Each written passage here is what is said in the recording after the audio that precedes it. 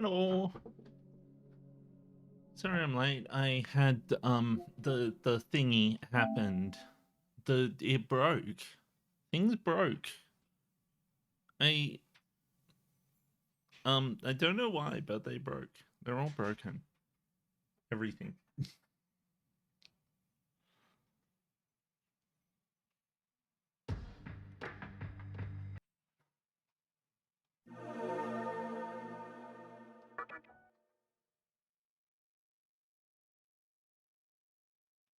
Hold on a second. I will be right back.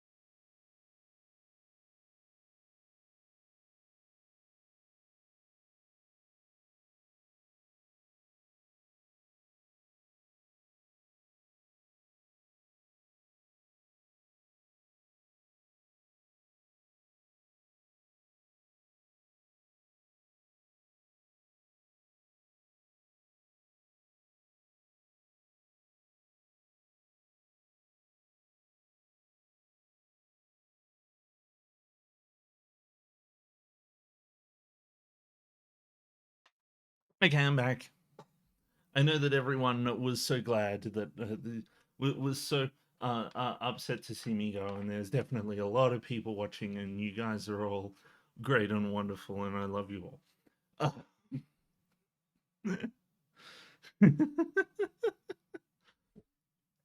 Somebody's gonna watch this VOD or something like ages from now and be like, oh, he's talking about me. Um, the Labyrinth of Amala. What a terrible name for a place, I reckon. I don't know actually. Um, let's get going. Actually, I don't think that. Wait, what was I doing?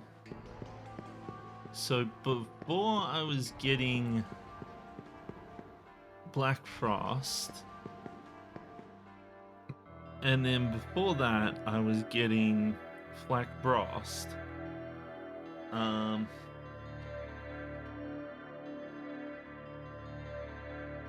was going to the third Kalpa. And yes, contrary to popular belief, I did get a drink. It's good drink. It's breakfast juice, and I know it's not breakfast time, but I never get the chance to have my breakfast juice at breakfast, so I'm having it now. So I'm supposed to go to the third Kalpa. How is my party doing? Oh, we're fine.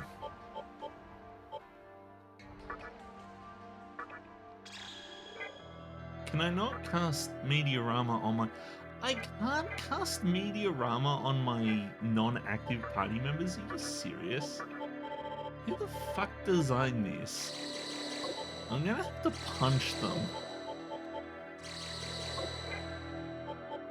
Let's get some chakra drops going as well. Okay, so... should I buy extra stuff? Wasn't there a thing I was saving up to get? I've got 100,000 monies right now. That's quite a bit.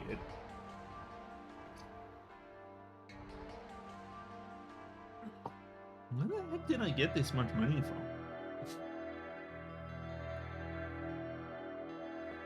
I'm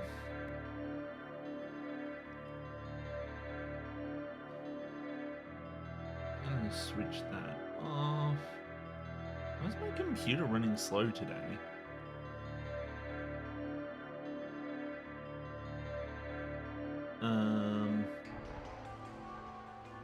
Where's the thingy? Okay, first of all, that can go.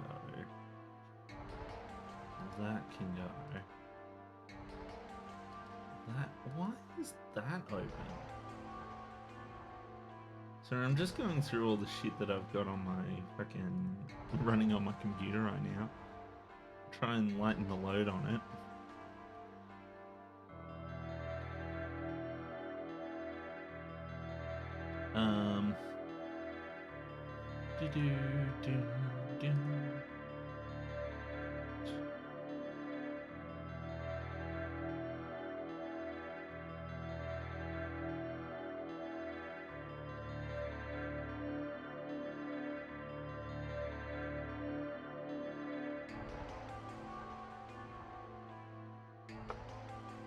Okay, let's go.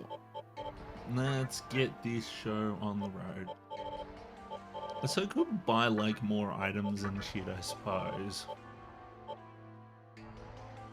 But like, I do have a lot of items right now. I think I'd probably be fine.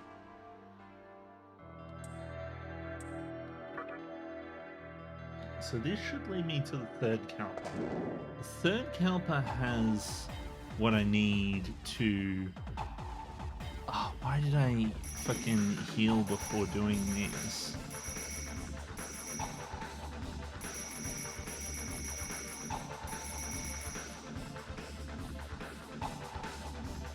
Okay, let's go. Ow. Ow! Stop that. It hurts. Ow. Ah, god damn it, I dropped it.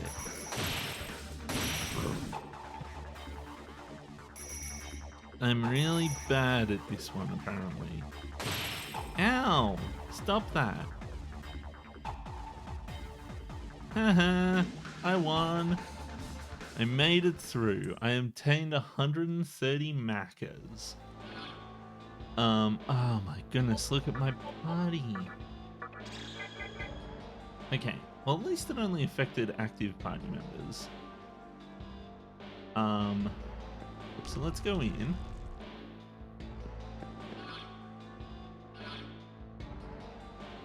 So there's a bunch of stuff going on here, but I'm not really interested in getting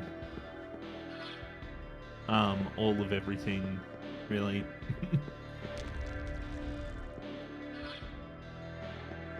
I'm gonna go through the luck door because the luck door is really easy to make my way through.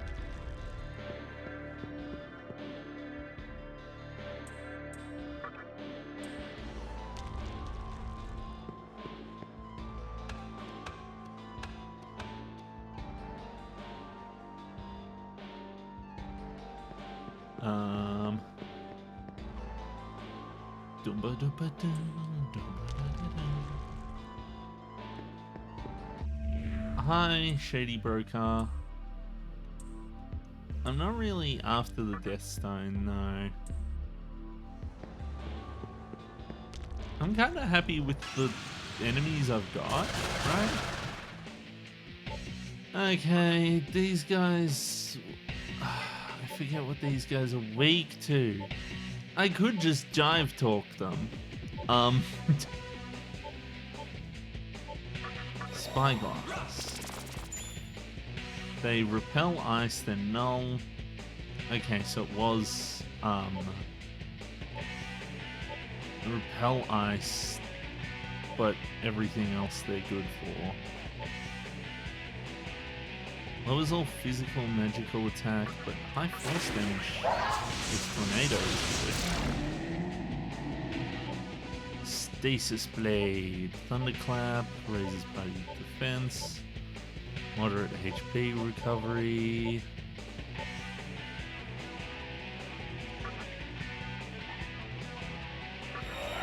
Halves the HP of one foe. Does it work? Nope, it does not. Of course I've only got fucking ice damage. Okay, repels physical attacks. Like, I can't do anything with that guy. So tornado.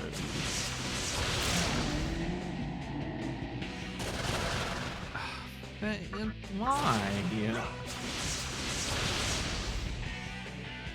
Okay, how does ice damage work against these guys? Not very well.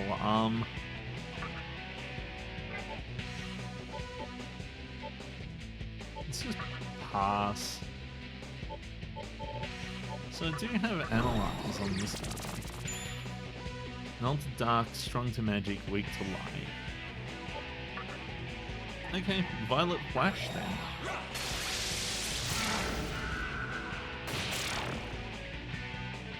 See, the problem I have is constantly remembering all these, I'm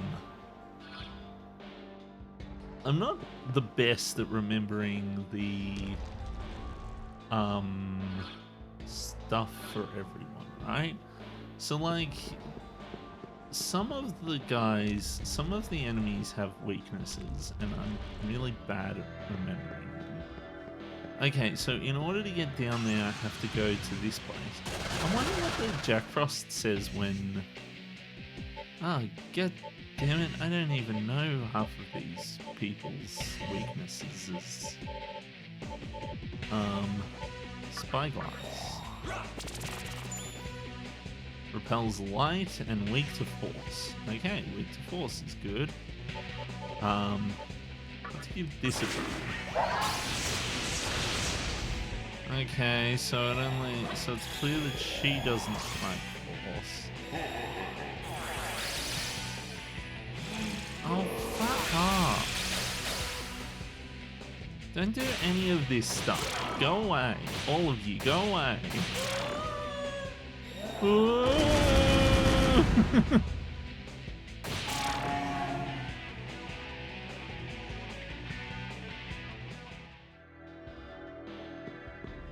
Hi. Emperor has returned. I want his autograph, so I'm gonna go look for him. Oh, okay. Door is locked. To use the star key. Yay, the star key. Snorky. There's a shaft leading downwards. Yep, we're going in. I'm hoping to get through the 5th Kalpa by tonight. And then hopefully next week I'll finish the game because I would like to spin the wheel once more. Owie! The coins are supposed to show me where to go, not where to go. Okay, this is a difficult one. Ow, ow, ow, ow. I hope I don't fucking die from this. Did I pick up the item? Oh, I got a light bulb. Cool. I'm so fucking detonated. Yeah, look at that. That's okay. Oh, that didn't do the job? Really?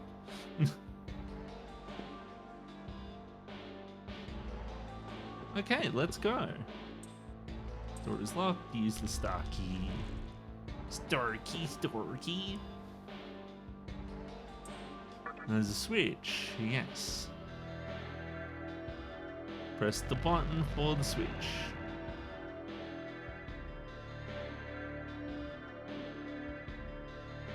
Open the thing. Wait, so I have to go all the way up and again and fucking really? Really? Come on, game. Like, open the door or something. Like, really? Okay.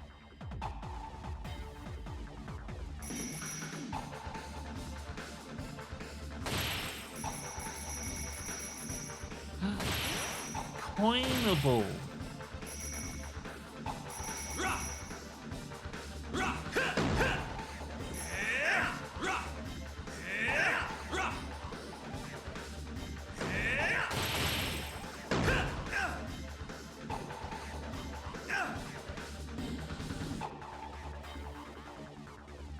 Okay, we did it.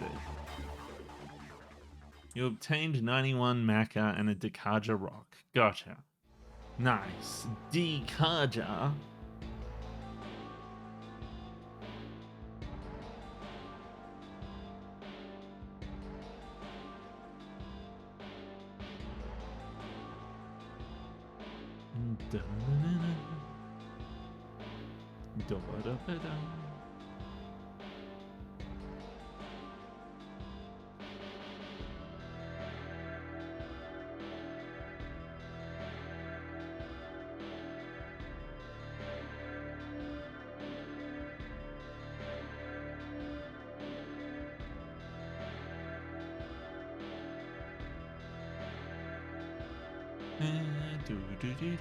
Sorry, I was doing some messages.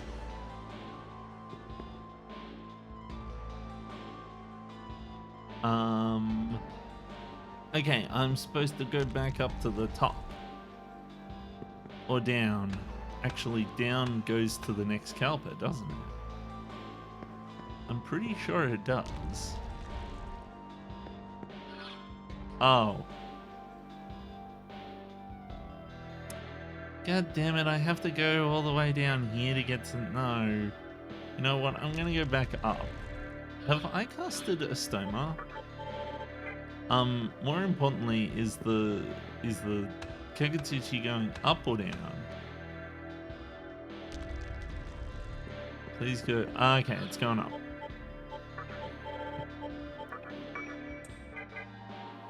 There we go, that'll make things a bit easier. Like, I'm really at a point in the game where I don't feel as though I need to level up much more. Or do a bunch of random encounters.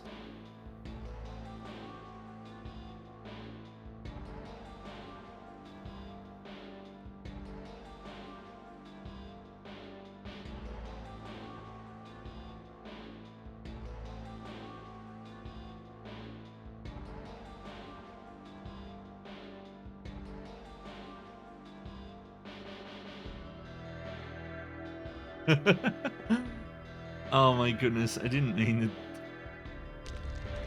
it. So, I've been playing a game with a friend, and that's called Anthology of the Killer, and it's a wonderful, wonderful experience. And we only just recently finished it, but my friend has just sent me an image that's like some knives, right? And is like, look at all these murder weapons. I might be of the Killerid. And I'm like, oh no. And I meant to say not the Killerid, but I said no to the Killerid. So that's just making things worse. So, Anthology of the Killer was a very interesting game. It's basically a game that is designed to be a horror game, where you don't actually get horrored, and actually everyone else gets horrored instead of you. And I know that kind of sounds like every horror game ever, but what I mean is like, it's like a horror game where you're just along for the ride, kinda.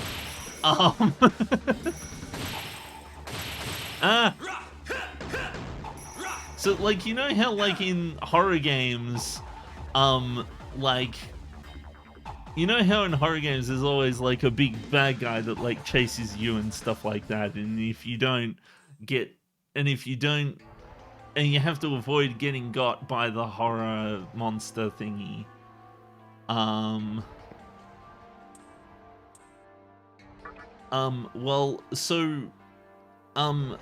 So Anthology of the Killer is kind of like, it's kind of like playing one of those games, but you're just kind of there because for some reason or another. And it's really interesting because like the bad horror guy thingy does indeed notice you and want to kill you and all of that sort of stuff, but they, unfortunately, every single time they go to do so, something silly or zany or something like that happens, and either they end up getting killed instead, or like someone else gets killed or something like that, and it's rather amusing. It's actually really funny.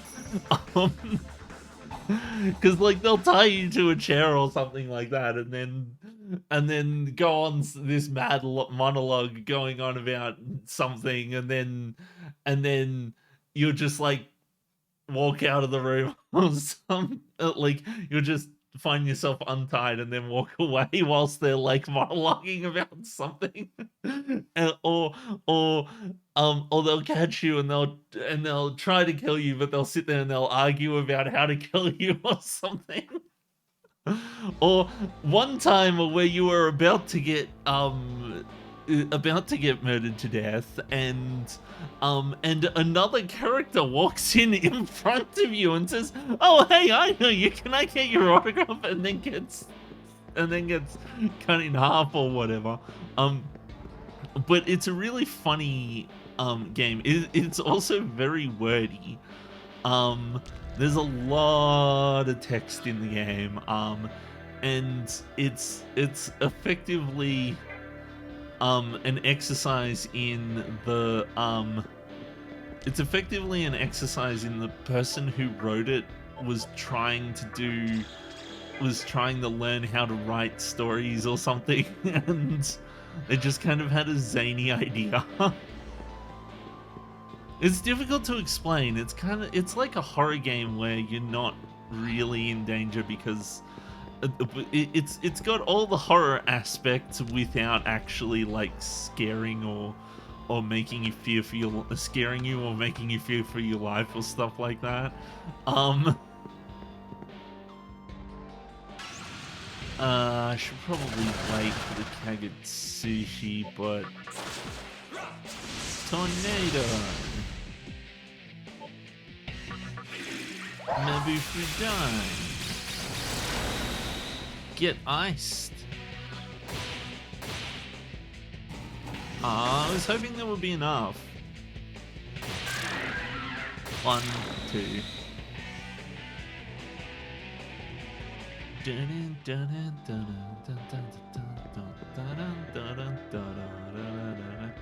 It's going down anyway, so I might as well.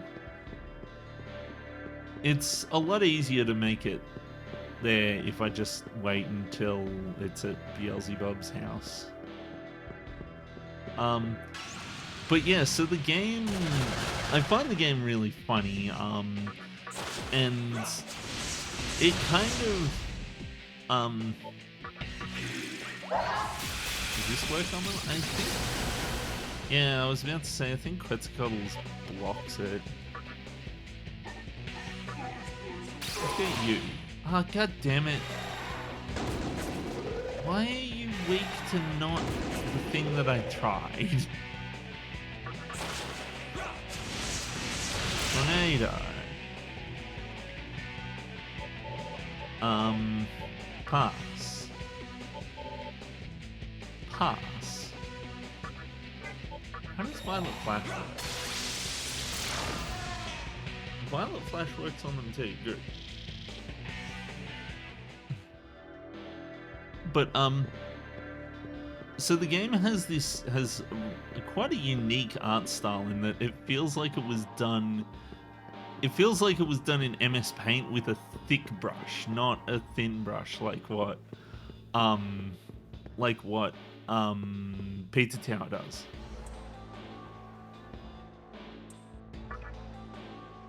So Pizza Tower has a very like thin pencil drawing type kind of style, whereas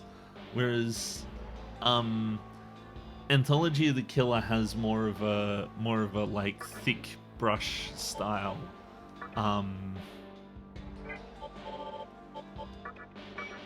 In comparison anyway. I think I can show you. Let's take a look, see. Is this gonna work? Nope. Is busted again.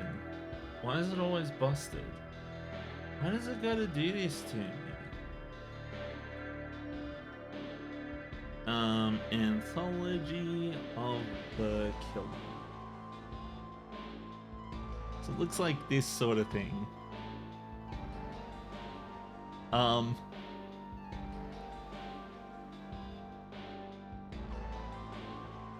It's got a Doom meets MS Paint kind of vibe.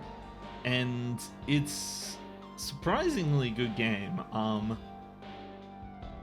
It's one of these ones that was like free on Steam and stuff like that.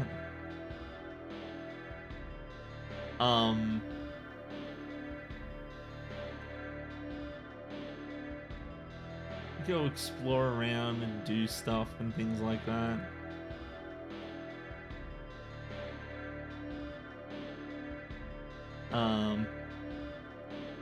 So it does some really neat things with like the camera and stuff like that. Some of the things are really weird and dumb and fun, and other things are just kind of like just questionable. But what I really like about it is that it has this ominous idea of like who the killer is, and it doesn't, it's like it feels like there's a killer around, but but if I'm honest, I feel like as if all of these characters could like fall under that description, but technically there is one character who is the killer. It's not, it's a little bit disappointing because it's kind of obvious, and not in a fun way either. It's just kind of one of them. But yeah, no, it was a fun romp, you know, like we had a good time. It was good. Anywho, back to the game. Hell's Hole. Let's go. Wait, did I cast the stoma? I think I did. Just double check. Yeah, it's already in effect. It's already in effect. It's already in effect. It's already in effect. It's already in effect. It's in effect.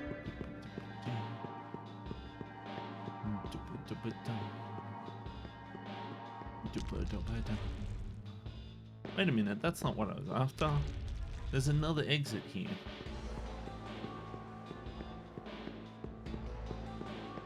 I already stole this guy's money.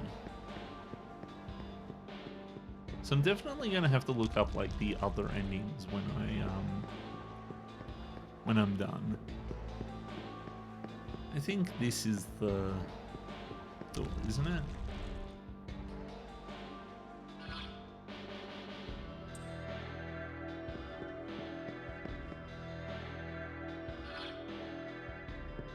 Okay, down the ladder.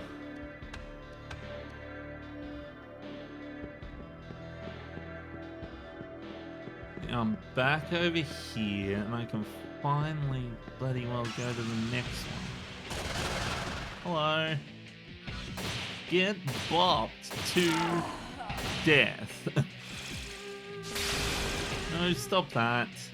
Get bopped to...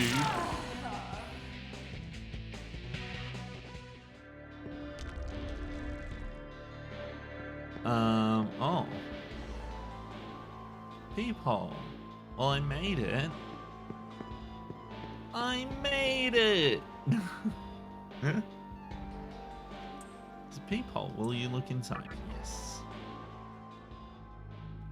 Let's have a look, see. Doot.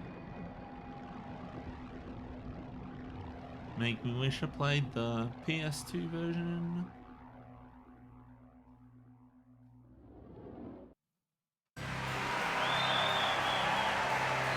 Oh, hi everyone. It's time to raise up the curtains. At last, you have restored all of the menorahs to their rightful places.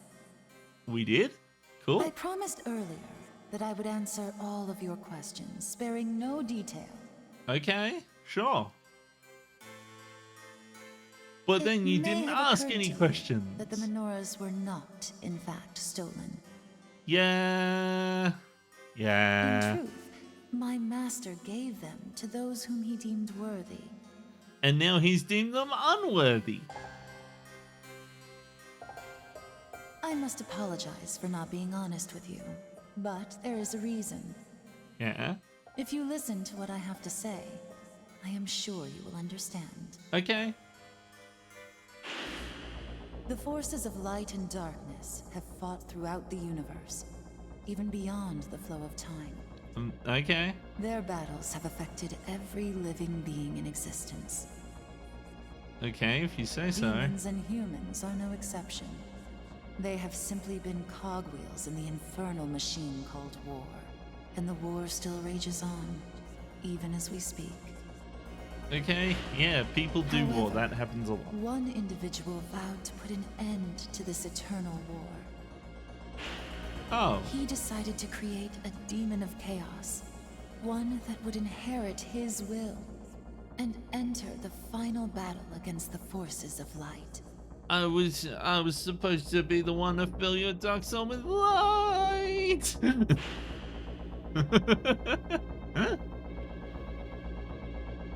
I was supposed to be the one to fill your dark soul with light. The fiends were prepared for the creation of that demon. Okay. He believed that by challenging and overcoming death, the demon would become the fruit of destruction, the black hope that we had awaited for so long. Okay. That is what he and my master planned. The fiends and the labyrinth of Amala were ordeals meant to test you. Okay. One fiend challenged you, unaware of the truth, while another fiend fell to you, dreaming of a future of chaos. Huh. Yes, this was all in preparation for the final battle. The final boss. You have vanquished all the fiends, and now here you stand, just as he hoped. A demon with the strength to become the champion of chaos. Oh no, not chaos. We gotta kill chaos. So, will you lend your strength to us? No. For the sake of all who live in darkness. I cannot force you to help us. If you choose to walk the path of a human, then there is no need for you to return here. But if you have doubts about the laws of the universe, about fate, or the providence of the Absolute One, then you should come to us at the very bottom of the labyrinth. Okay. There, you shall be born again as a full demon, body and soul. Let me conclude by telling you about a human who has crossed your path. One who is drifting, being kept alive by fate. It is my master's wish that you listen before deciding upon a path to take. Is it about the detective guy?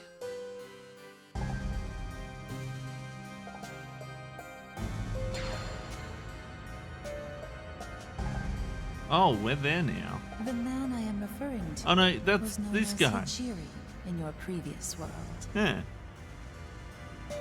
He Yes. died, but as fate would have it, he carried on in the Vortex world. What? Think back to when you first met him, to when the conception occurred. Hijiri shared the fate of all the others who perished in the dawning chaos. As he Okay. was heading to the hospital where you already were, the conception began, and his life ended. Did it not seem odd to you that he was in the Vortex world, unaffected, unchanged. I mean, a little bit. It was all because of the mortal sin which he committed. He was a being toyed with by fate, denied the respite of death, and Okay. condemned to carry the burden of atonement forever.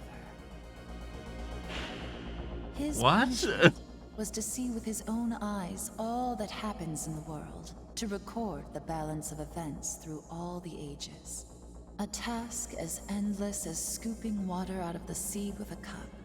Huh. He was condemned to wander the infinite span of time. Okay. But why though? Man can change the course of his next life by virtue of his karma, but that privilege was taken away from Hijiri. Huh. Though his body may perish, his soul will remain unsaved. He must continue on with his task. Okay. He lives a cursed, eternal life, just like a demon. So he's going Watch to and record just the watch history of the everything. world. Witness the entirety of the endless war between order and chaos. That seems like a lot of witnessing. That is your punishment for your unforgivable sin. Do you How understand does he now? remember all of it? His brain's only so big. By the will of Amala, he was given a life of torment and emerged in the vortex world without realizing that he had died. Huh.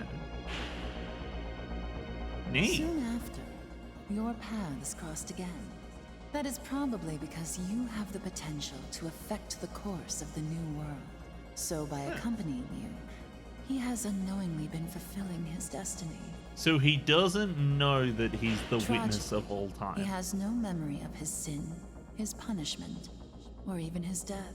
So he feels He like he's a believes normal that he person. survived the conception and has acted accordingly. I see. As for the results of his efforts, you already know the outcome. In the body of a mannequin, Hijiri challenged those vying for creation, and he lost his body once again. Huh.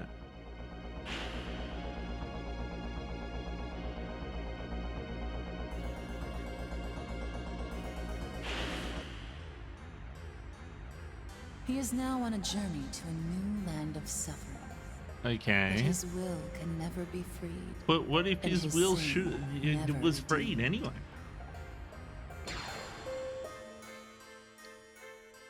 Can he redeem Do his you want sin your life at to the be store? predestined as well? Or would you rather choose your own actions? If you do not wish to be ruled by destiny, if you would prefer to walk with demons on a new, untrodden path, then please, come visit my master. You can open the door ahead with the menorah I gave you. Will you come meet my master?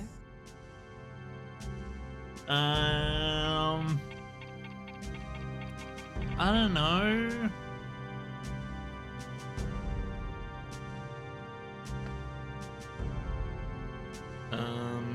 SMT 3, Lady in Black, Meet Master.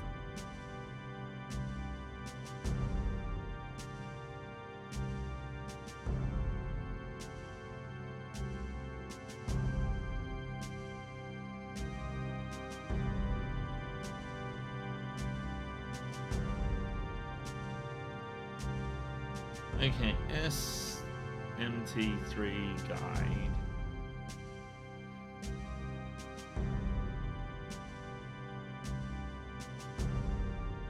I've never been good at games that ask me to, like, ask for an ending.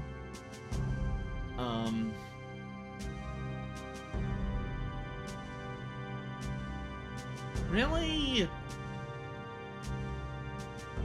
That's not. Oh, okay. So, you know, like, fine. What kind of stupid walkthrough doesn't mention, like, one of the main characters of the fucking game? Ugh. God damn it. Let's go for the Game 8 one, I suppose. I just don't like the Game 8 one because it's like a website one. Story walkthrough, main story.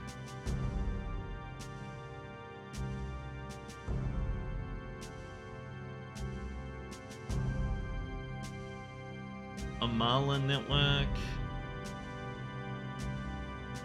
What about the fucking the Labyrinth of Amala?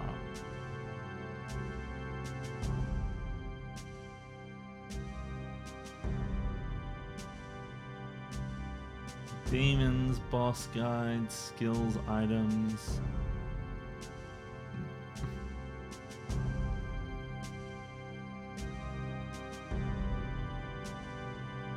I'm tempted to just be like,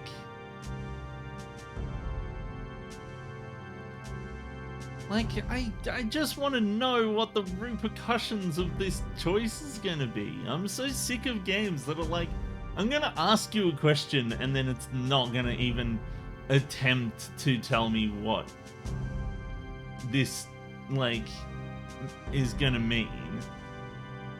Like, I have no idea.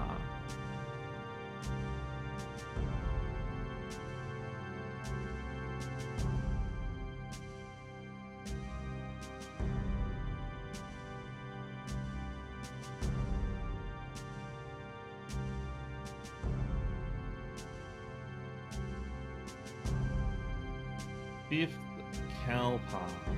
Why did I do this? Walkthrough of the fifth Kalpa.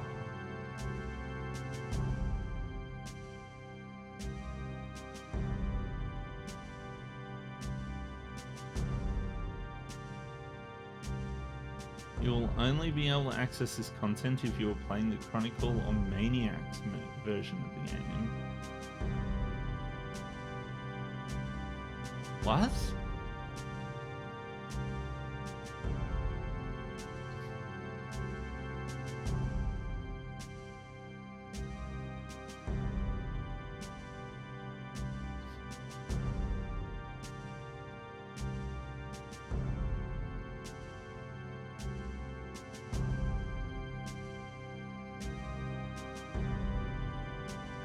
Oh my goodness.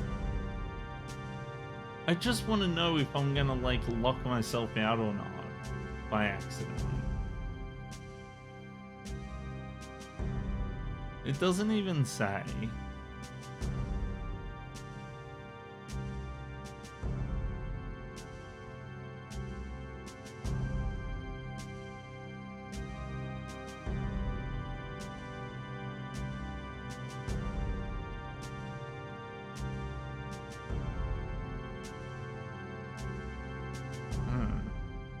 Path E, what?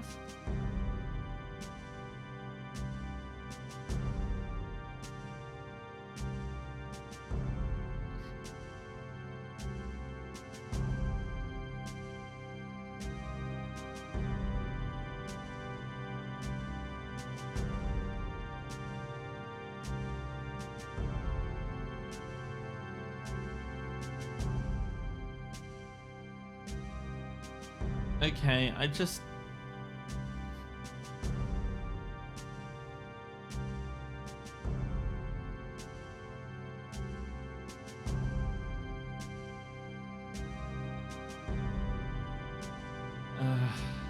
I don't even know. I just wanted some... Most games you can look up what this option will mean for you. You know what? I will. Then, we will be waiting in the deepest... I will open the way to the last door.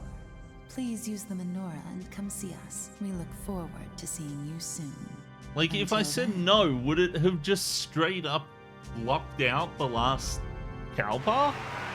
And it'd just be locked forever?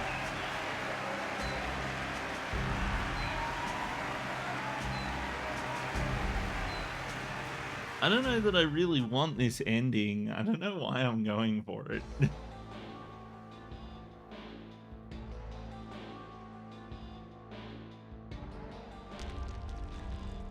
I'm honest, I really don't like this dungeon that much.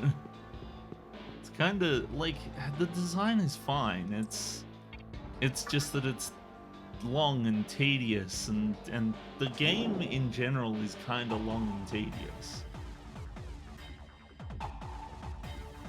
I was having a lot more fun with Thingy Bob, to be honest, with Near Replicant.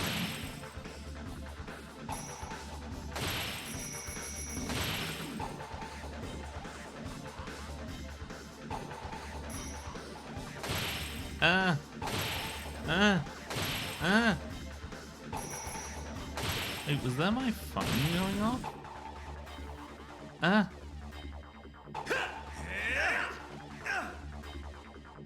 Okay, that was a difficult one. At least I obtained some money.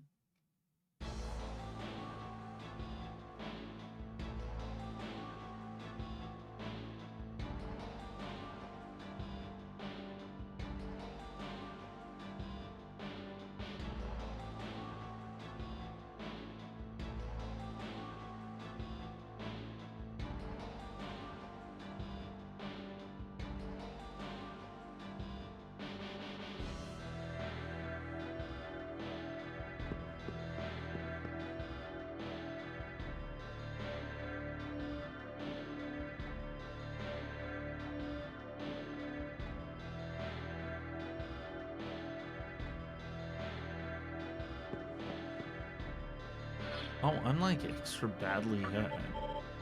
Okay, well, let's heal up.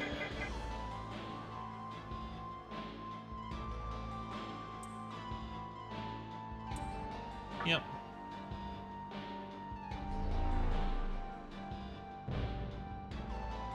Lit the Menorah of Serenity. Okay, I did it.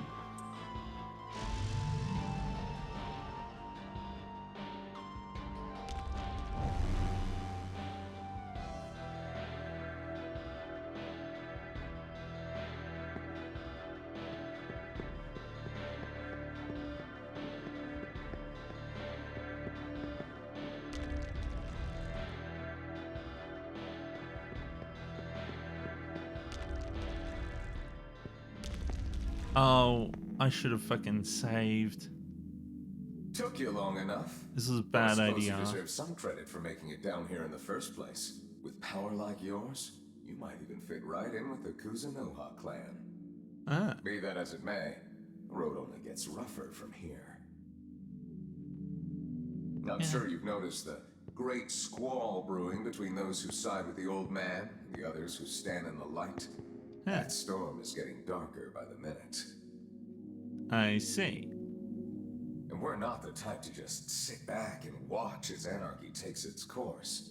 So, Demi-Fiend, I was thinking you could use a detective. No, a mighty fine devil summoner on your team. Oh!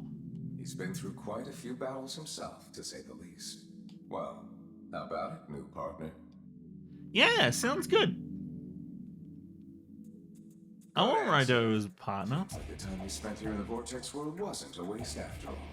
Now, while it is standard procedure to either pay off or offer something snazzy to our demon pals, today we let the Mahjong tiles decide.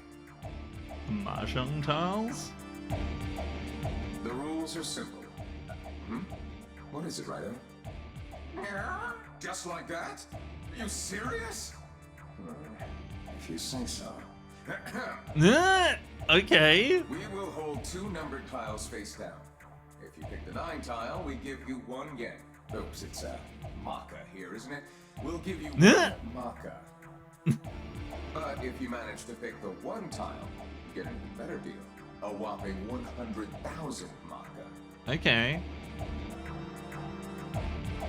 So, which tile will you choose?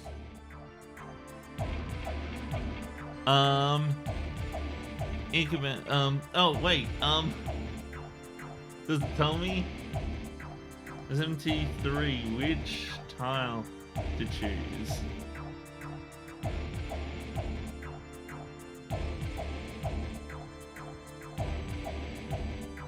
Demi-Fiend in Labyrinth will be presented. The tile with the 9 is always on the left. Okay, let's do that.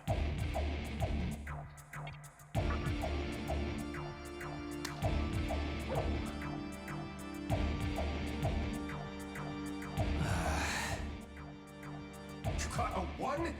Damn, on top of all all our other expenses. I can already see the tape in Laramie's face. Yeah. Yay! Ryder handed Dave 100,000 Maca. Well, now that we got our contract worked out, I think we ought to know our client's name, wouldn't you say? Yeah.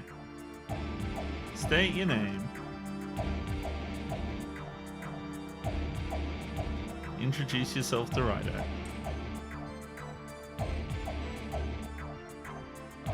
So the demi-fiend does have a name. Yeah. It's Dave. Dave the Let's work Demi-Fiend. together and get to the bottom of this case. Okay. War between God and the devil. We really did get in way over our heads.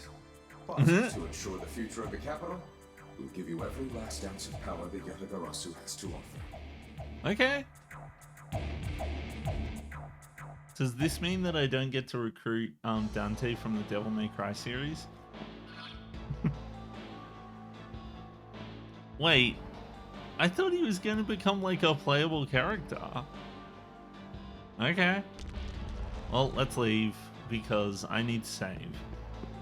I feel like I haven't saved in like a million years, so I'm going to save now. Let's go back to the top and let's win. Let's save the game.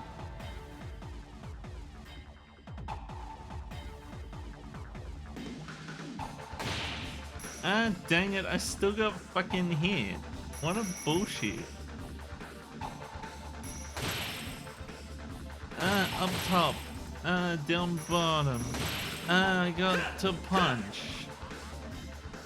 I hate how janky this punch is.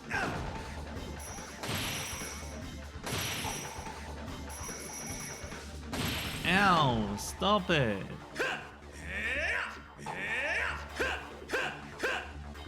Hey, yeah. Hey, yeah. Hey, yeah. How dead am I? I'm pretty dead. Okay. No, don't do that right now. Do the opposite. Oh, wait, no, I do have Rido. I'm blind. Oh my god, there he is. Right there. Oh my goodness. Oh my goodness. Oh my god, oh my god. I got it. I did it. I won at the game.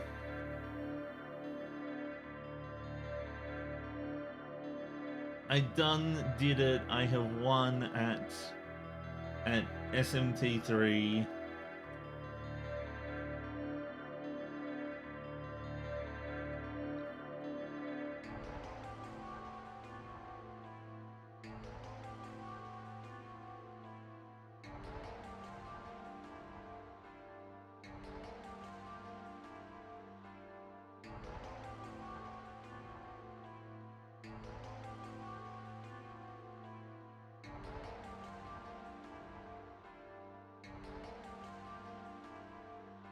Wait, why does he have like a question marks?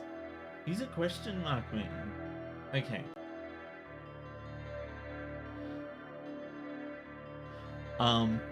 So okay, so he's a question marks. He's got quite a bit of everything. He's got Boogie Woogie, Enter Yoshitsune, Mishaguji Raiden, Hitokoto Storm, Raptor Guardian, Provoke, Endure, Arbitration, and he's going to learn McCoy Boomerang. I'm so putting him in my party. Return the stock, return this guy, because he kind of sucks.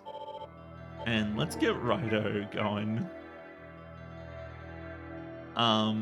Now, time to save. I've got like 200,000 bucks. I can probably just save and...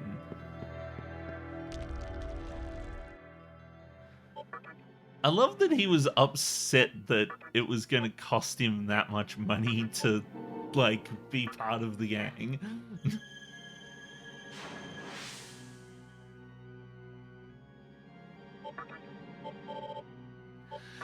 Asakusa. Humdy dum dum dum.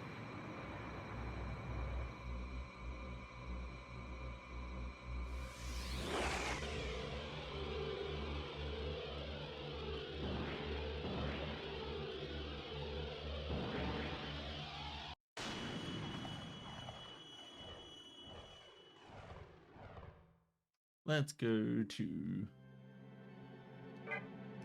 Asakusa and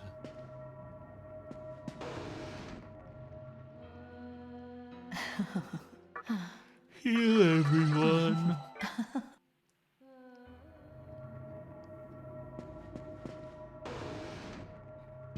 Hello there. Got it. I don't buy what I'm after here. I buy what I'm after at the other place.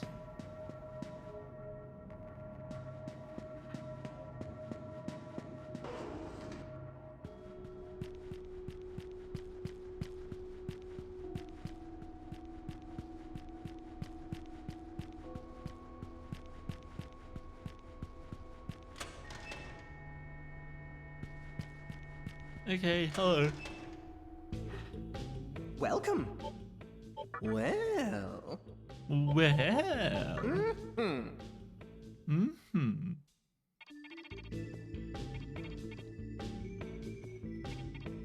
There we go. Oh. Yeah. Yep. Well. Well. What do you want? What do you want? Well. Well. I'll do it. I'll do it. His sound effect's dumb. Dumb sound effects are dumb. Let's go up the stairs, back to the save point. I'm gonna buy some medicines. Wish there was a place to buy like life stones. I wonder. SMT 3 buy life stones.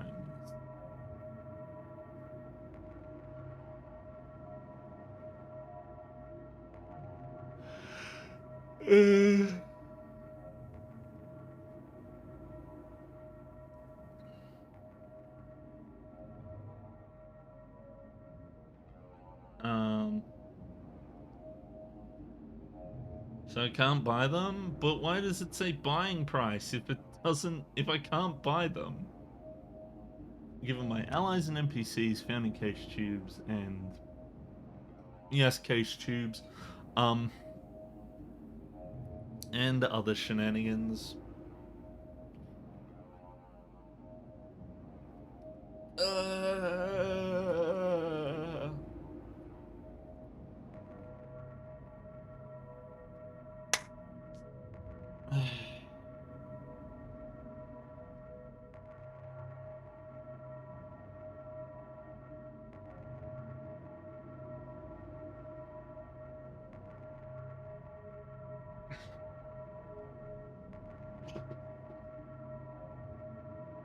Um...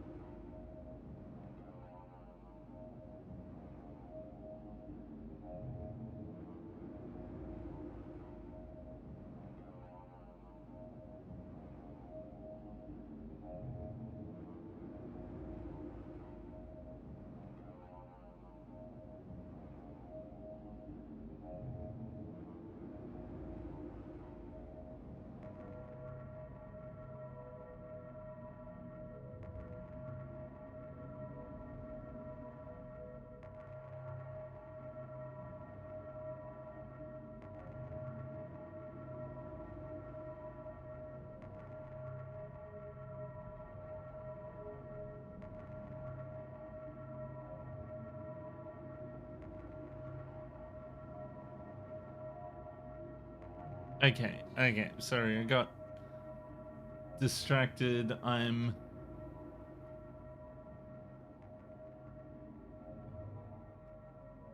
I'm sorry, I'm reading stuff. There's like a bunch of messages. I'll read it later. Oh my goodness. That's right. So I can't buy the Hello life there. stones, which sucks. Oh? I will buy as That many okay with you? medicines as I can. Heyo! A present?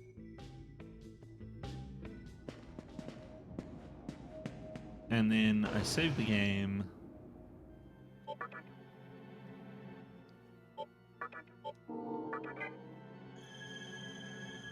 Okay, let's go.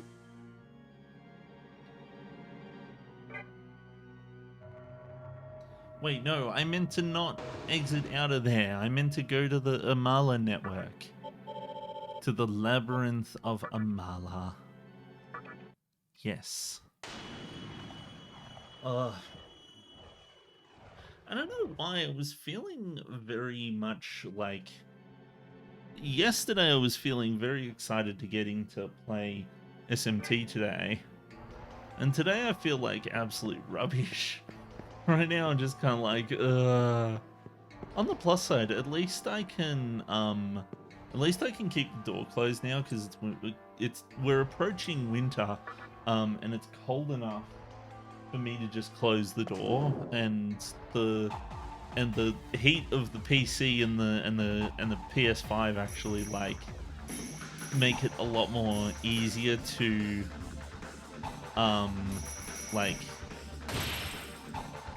the heat of the PS5 and the PC just kind of naturally heat up the room, so I don't have to worry about cooling it down like I did before.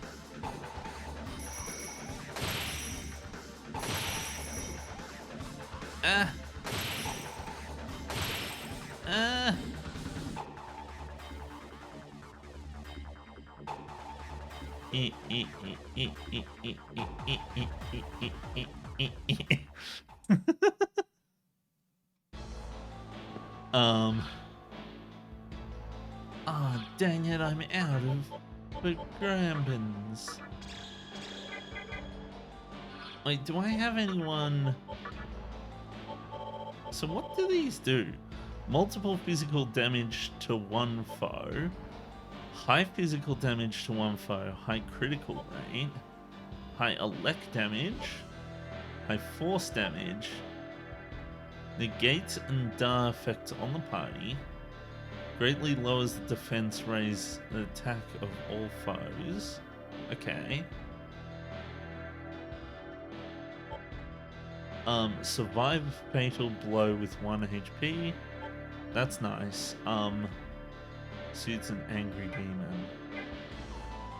Okay, not too bad, Rido. Not too bad.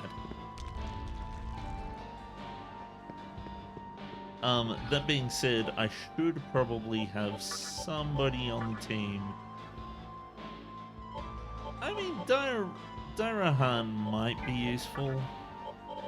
I really should have someone on the team who's, who can, do Media Rama, I suppose. Okay, Beidou. The other reason why I picked the other guy was because the other guy has Analyze. And I'm kind of sick of having Analyze be a problem. Okay, down the stairs we go. So this is the 5th and final Kalpa. And it's probably going to be more difficult than all of the other Kalpas combined. At least I get mapped this time, that's nice. Hello. You better pay close attention or you'll get lost, even if you think you've found a dead end. Make absolutely sure before trying another direction. Well, that's my advice. Choose to follow it if you wish. I see.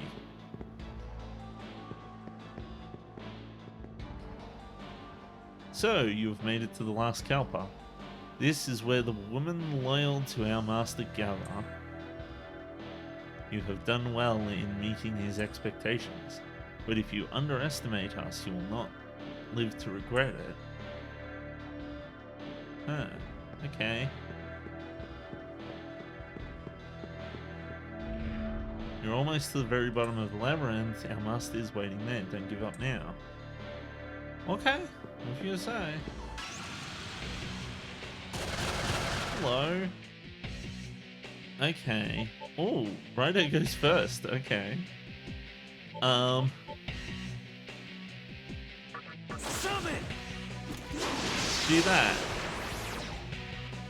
Okay, not great.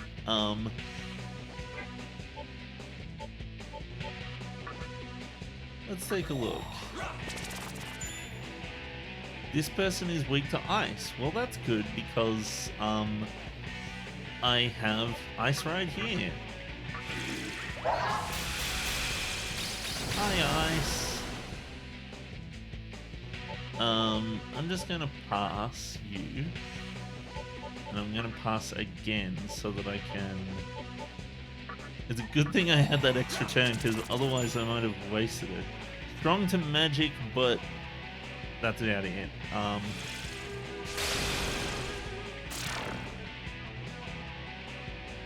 Okay, so in other words, I can just physical damage you.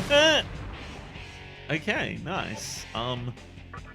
Tornado to you guys. And then we'll just pop you until you're dead because you're weak to, because you're stronger than magic. Of course. Hello. Ooh, what a fine piece of eye candy. It's not every day that you see a young man come down here. Why, just talking with you is setting my heart aflutter. I bet I'm nothing but an old hag to you, aren't I?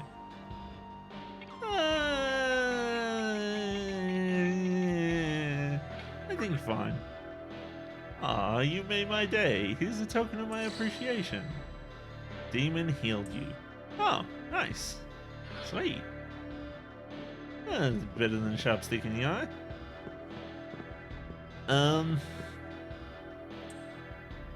No, I don't want the demons to be wrestled at my pressels. Okay, so I can either go this way or that way, so let's go this way. Ooh, hoo, I see. I double see.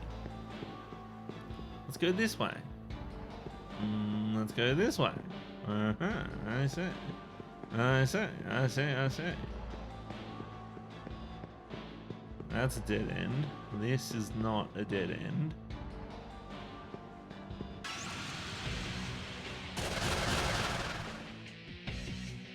So I have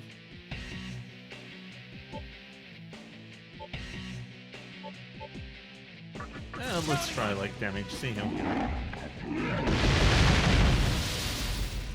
I see. So Ryder is a very special kind of person.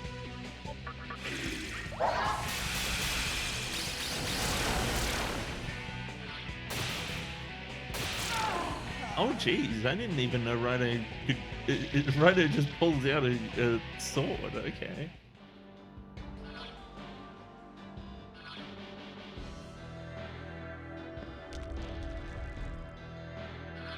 What's a bit I can't go back? God damn it. Okay.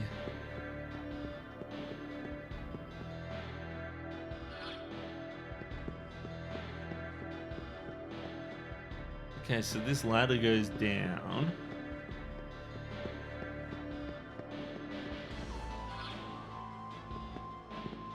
You know what? I get the feeling I'd be able to go back up from the ladder. Because ladders don't generally tend to be one way. Well, you're not good for magic, so we'll just attack you.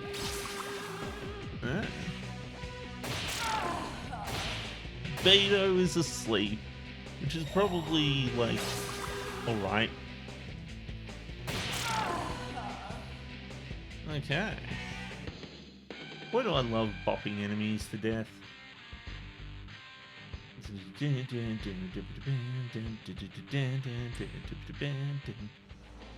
Okay. So let's go down the Liddy ladder.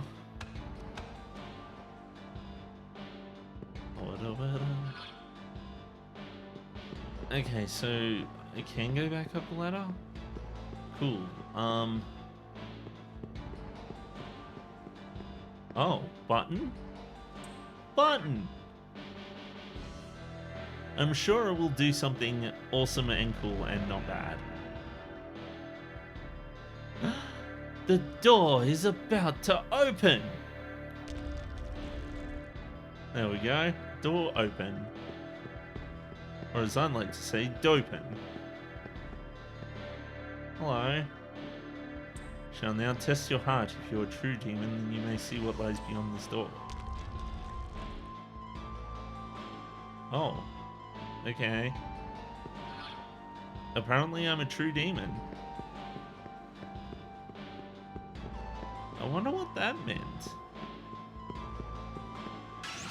Oh, hi. Oh no, I don't like that guy. I don't like any of you. Okay, so...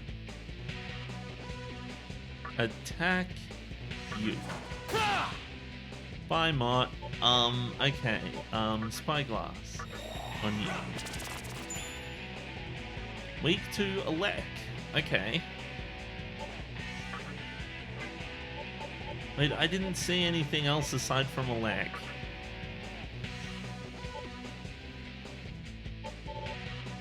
Screw it, let's just go for Alec and hope that it works. Counting on you.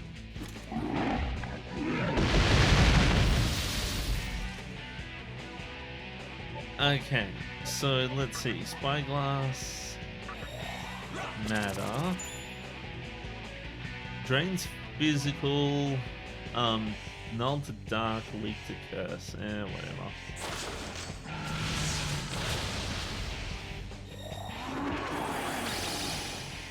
Physical reflecting barrier. Wonderful. I'm so glad you did that. Lightning to you.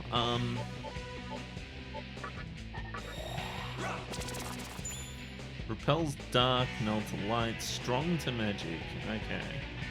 Well, being strong to magic kinda sucks because they just cast that thingy.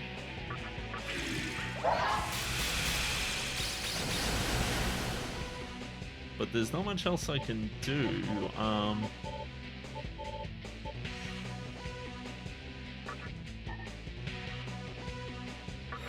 Let's halve your HP. Yeah. Counting on you. Okay, so that guy's almost dead. Tornado your ass. No, don't do that. Oh, God damn it. Well, at least Black Frost is having fun. Just got double bopped somehow.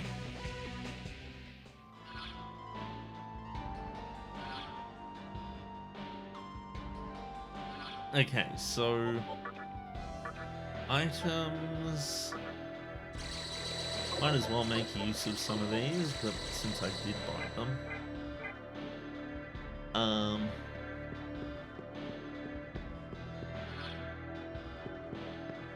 I'm just going to fill out the map a bit.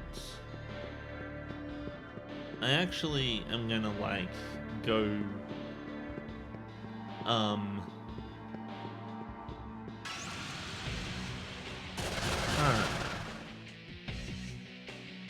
interesting.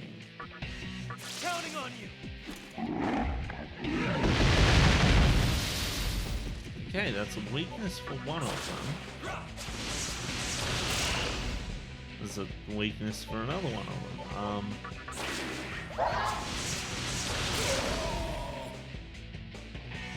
I feel like this room is designed to trick me. And I feel like this room is supposed to be a place where I can, like... now leave here.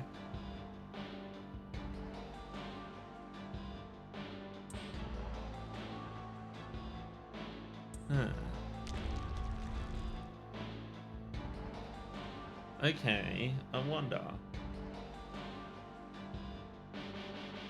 SMT, True Demon Door.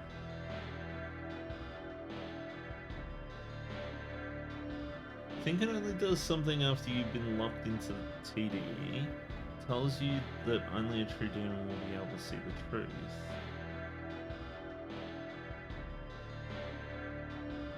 Ah, I see.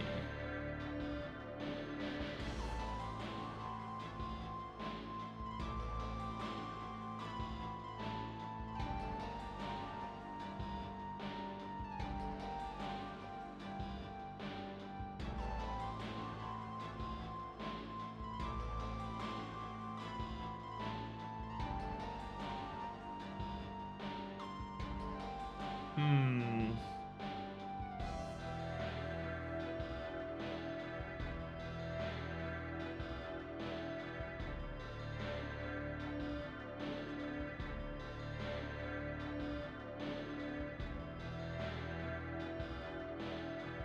True Demon Rune.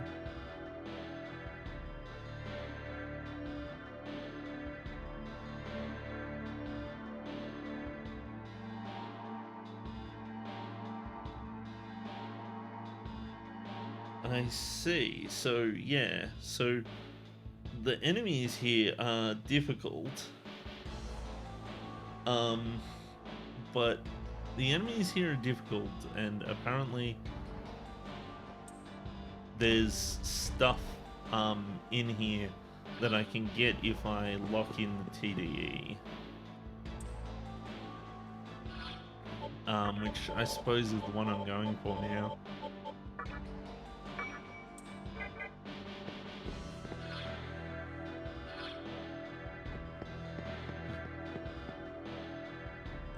Hold up a second.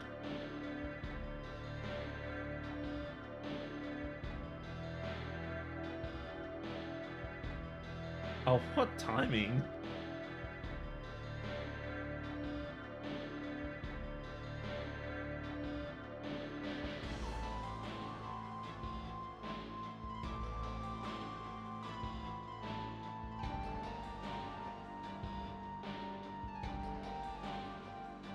Okay. So let's take a look. See. So there is. So this is the door that I opened before. Are you weak to electricity? No. Damn it. What are you weak to? Light. Oh, that's no fun. I was hoping it would be weak to ice. But they're not. They're weak to light. What? Who's weak to light anyway? I should have just passed, now that I think about it.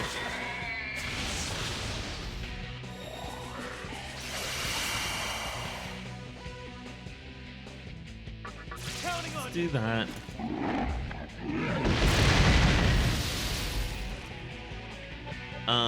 Let's see what you're weak to. Curse. Oh, well, whatever. Just bop him to death.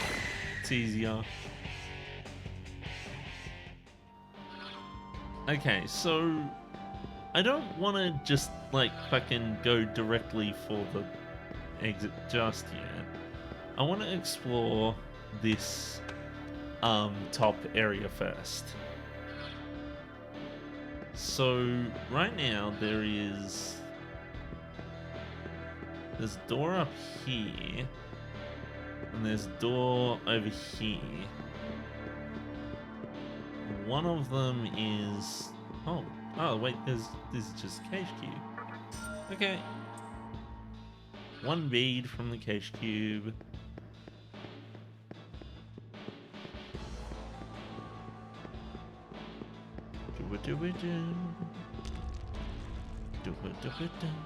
Okay, one-way door, of course. It's always a one-way door. Is it? Please, Yes! Okay. We got a Balm of Rising. Nice. Balm of Rising is good. This is it? This is the whole thing? I feel like, these texture differences would have been a bit less obvious, on the PS5. Sorry, on the PS2. PS5 is the one I'm playing on. Counting on you. Okay, so that didn't work quite so well. Spyglass. Strong against magic. Well, they're both strong against magic, that means. So let's just bop them.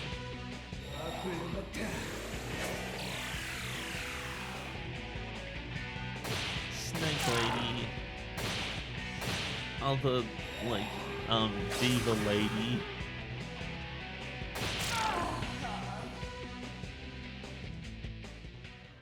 Okay, items, let's use some chakra drops.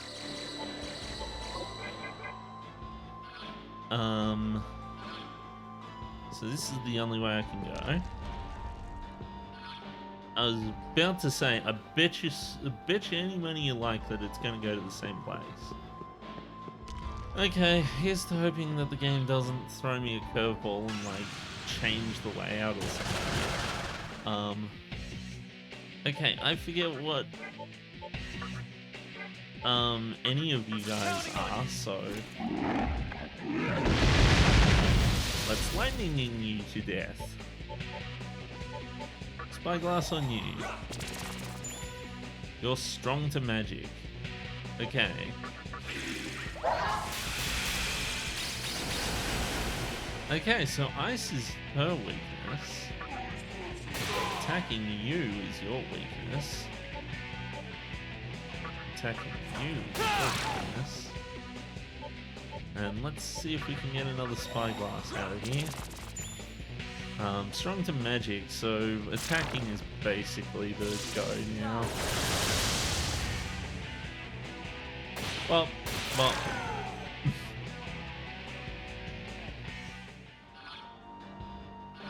Okay, so we're going this way this time. Let's give this door a chance. They're not wrong about this place being a labyrinth.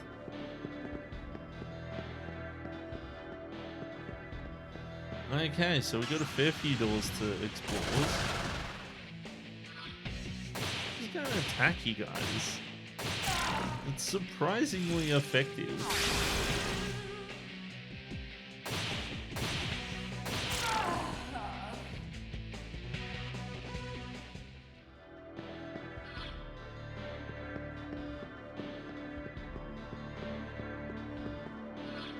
Okay, so this is a dead end, and that's where the door leads, right?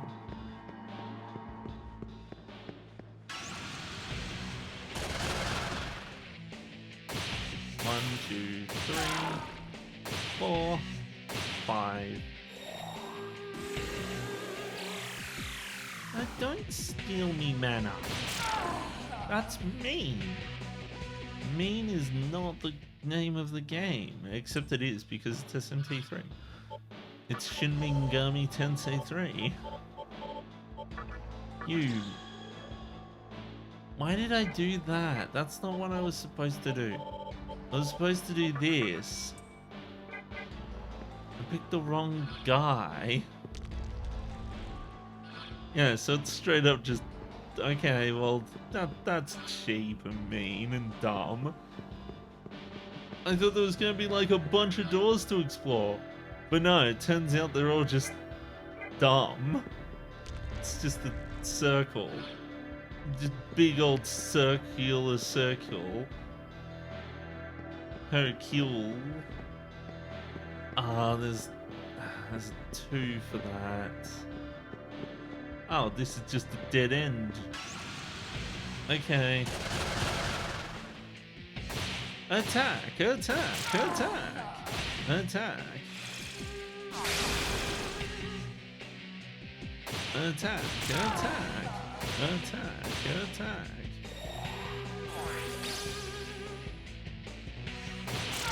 Attack. Attack.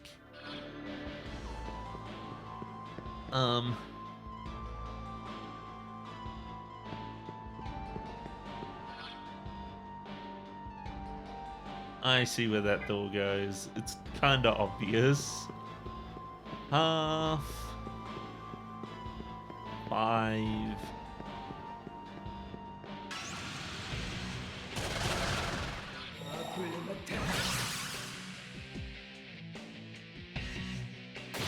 It's odd the way that it says miss, but it only says it for some people.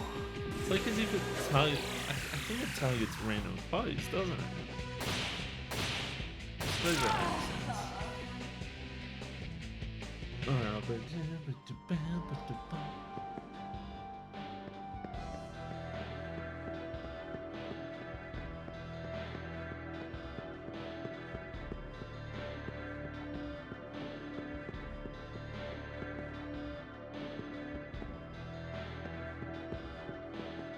Come on. There we go. Yep. Magic mirror. Nice. Magic mirror is not too bad. Okay, let's go. Okay, so I've found my way through all of these areas, and I know where the way to go is. So let's explore this one.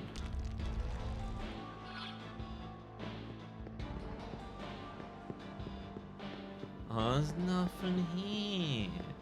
Oh, did they make it like symmetrical so that it confuses people?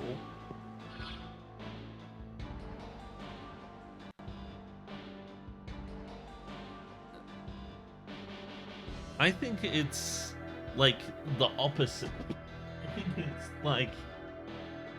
I think it's like symmetrical, but it's like the other way around.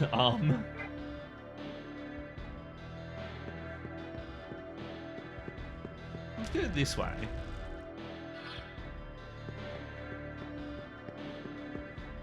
Yeah, it's it's so symmetrical, but the other way around.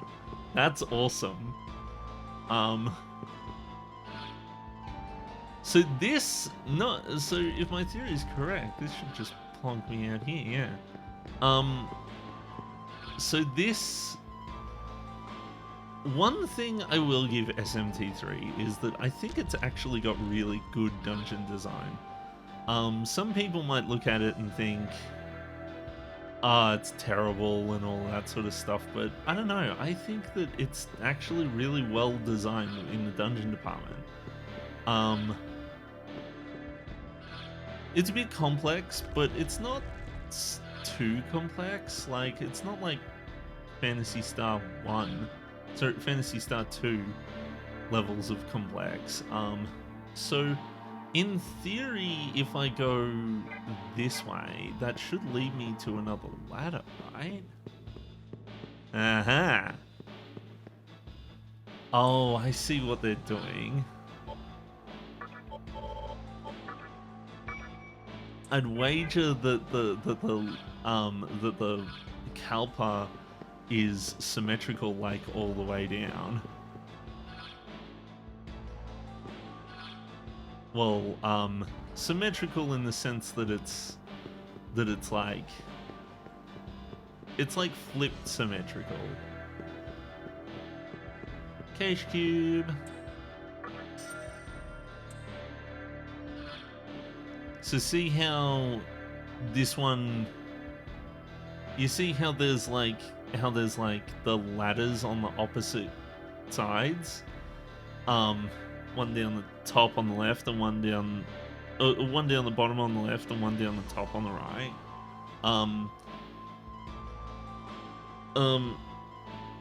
But then you've got the other areas that are kind of just like going around in circles type areas. This would have been a pain to navigate if this game didn't have a map. Like seriously. Like, the only reason this works is because they have a map. Avenge? No, don't avenge.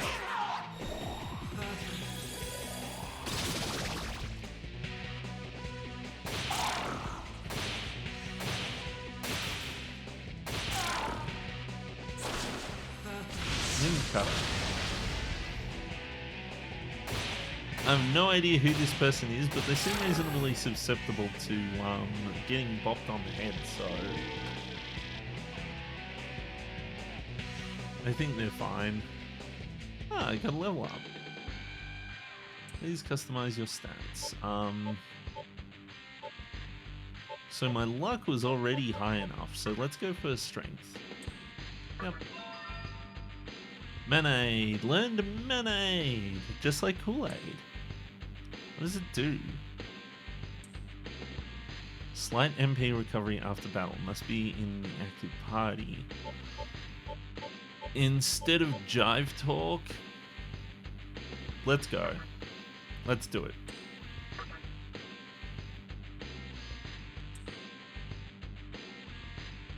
Satan began acting violently. You know what? No, I'm not going to do that.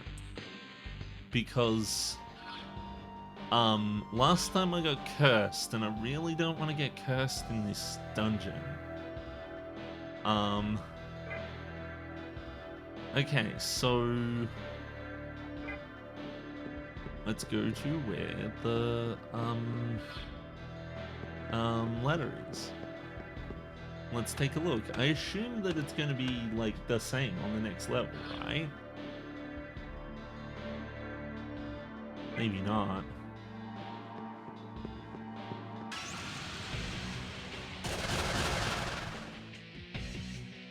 Okay, I forgot what these guys are weak to. Counting on Is you. it lightning? Please be lightning.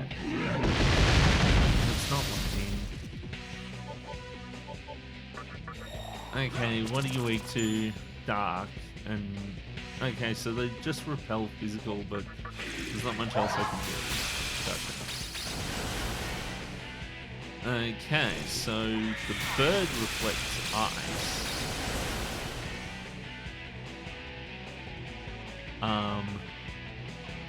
Summon.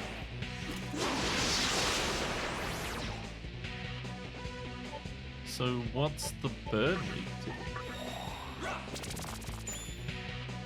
Repels ice, weak to fire. God dang it. Would be nice if I had a fire thing. Let's just go with Tornado. Missed! Come on, Beidou Jijang. Jingjang.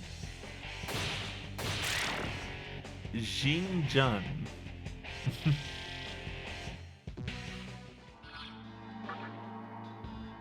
Okay.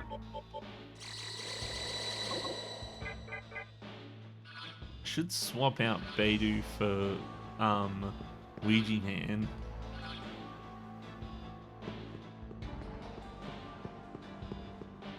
Okay, so I assume, yeah, this is like symmetrical again.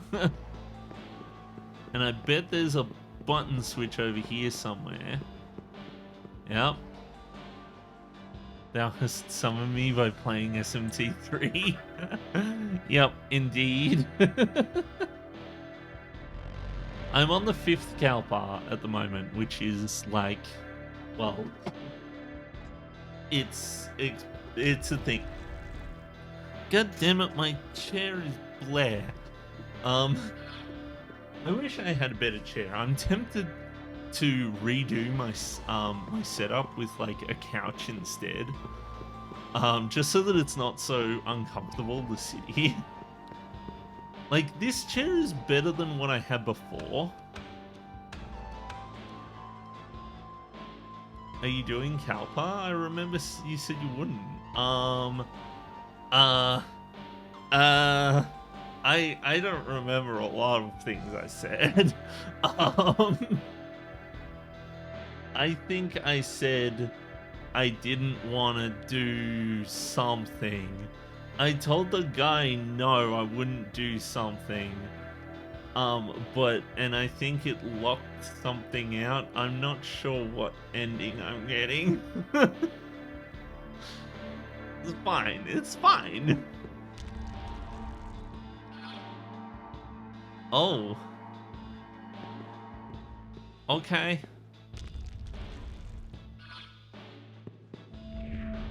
Human, demon with one insurmountable power. Would you like me to measure the movements of your soul? Sure. Imagine you are in the mountains. You see someone about to be attacked by a wild animal. The animal begins to maul the defenseless person. As a fellow human, your heart would compel you to chase away the beast and rescue the victim. Yeah. Get it over with quickly. You said you wanted to complete the game without doing the Kalpa, as it would take the longest to beat that way, and get over with it quickly or something.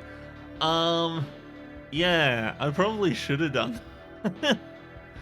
I'm a finisherist. I like to complete the game to 97%, and that's how it goes.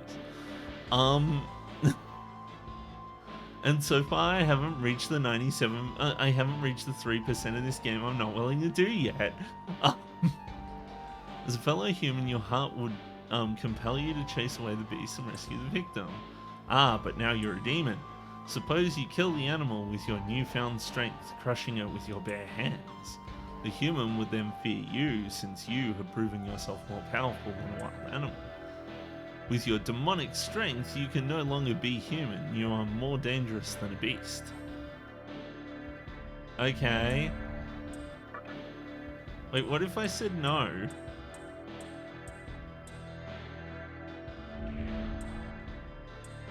Right now, I am glad that I did this because I got Rito as a party member. It's your choice. Go away. Kalpa is one of the additions in the Maniacs version that weren't in the vanilla game. By the way, vanilla SMT 3 was never released in the West. I see. Interesting. Interesting. So this is like the weapons, but for the emerald and the ruby weapon, but for SMT3, and also Dante from the Devil May Cry series.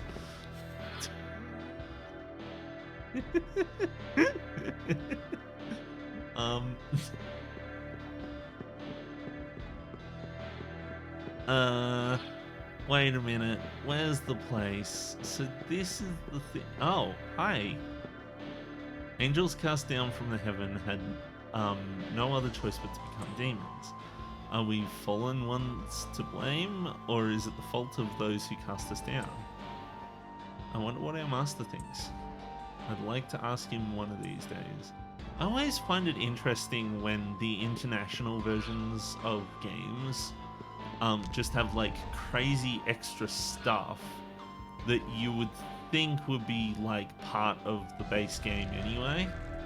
Like, you could have fooled me by telling me that this was part of the main game. I would have just been like, oh yeah, this seems like an extra dungeon for like extra stuff to do. Okay, well this was a productive place to spend my time. Why is like the corners of this bit not showing up?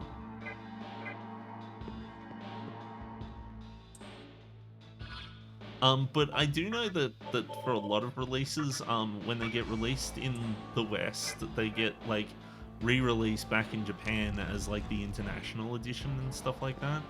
Like, I know that that's what happened with FF7.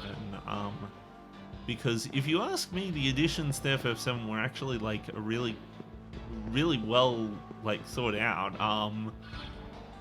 Like I feel as though the game, like when I learned that the extra weapons weren't a thing in the original game, I was very surprised. Because to me they feel like as if they just belong. Thing is, SMT3 was the first mainline game released in the West. The only other two games released in the West was a Pokemon copy-paste Demi-Kids and Jack Frost game on the Nintendo's Virtual Boy. Ah, okay. That explains why a lot of people seem to love this game, I bet. Wait a minute. They're all birds. High force damage to all of you. Oh, god damn it, that didn't work. Poor Rido, taking so much. Look at my party composition right now. I've got Rido, I've got me, I've got Counting on you. I've got Black Frost, and I've got the guy who's like a gem. Okay, so attack. Wait, can I just fucking attack? Are they going to be ridiculously high? Evade because they're birds. This guy isn't really good for bopping. Well, at least Black Frost's getting plenty of health. It would also explain why a lot of people call this game Nocturne instead of just SMT3. Is it probably because it looks like they did like an Final Fantasy shenanigans? Which, by the way, I think people really overestimate. I feel as though people blow out of proportion the ridiculousness of the naming of the North American Final Fantasy games, because I think that we got it even fucking crazier. So the North American ones can be explained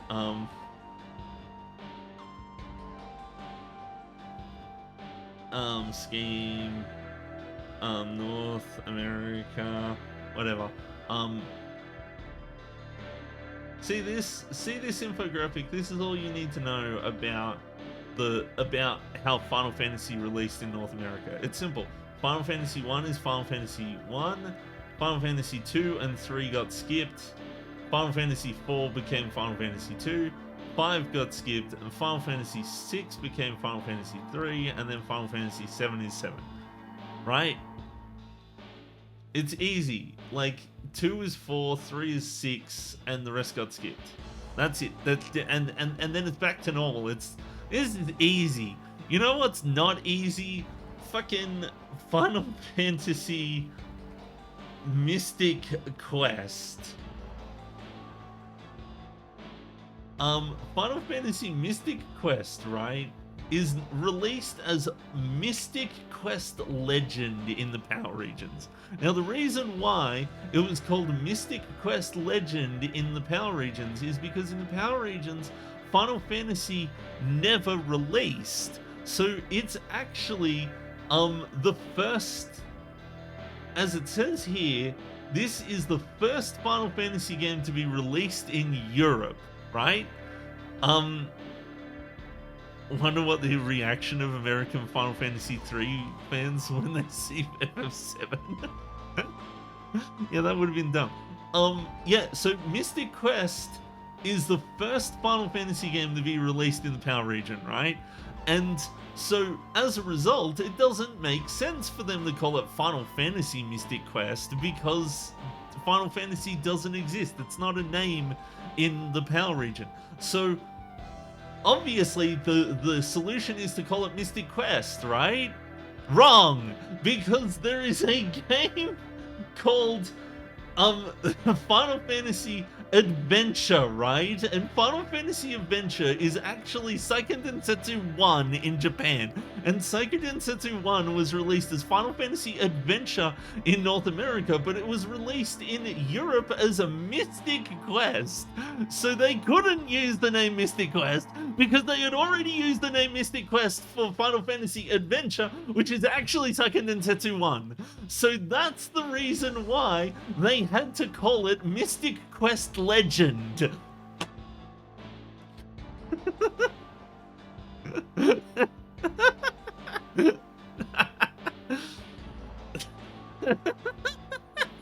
And you thought that the North American shit was difficult, like, oh my god.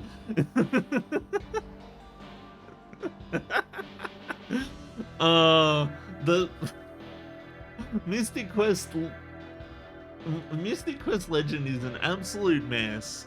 And so the thing about Mystic Quest is that Mystic Quest is very much has the DNA of a Saga game in it. And so the Saga games are interesting because there is actually multiple games on the Game Boy that have the name Final Fantasy. Other games, where is it? Where is it? It's gotta be here somewhere. Oh, it's gonna be difficult to find because it's not actually part of this series, but it should be there somewhere. Where is it? Saga, there it is, related series. So Saga is known by under the name The Final Fantasy Legend.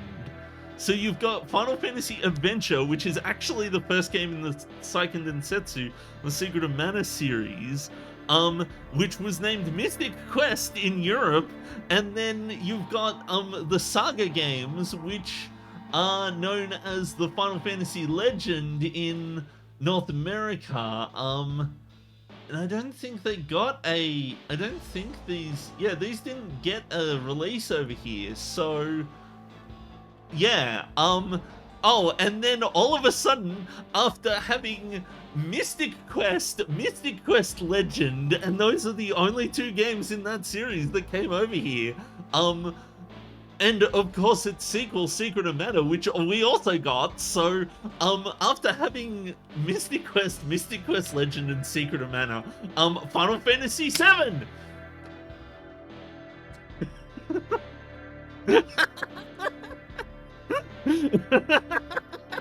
Like, what? What do you mean 7? Like,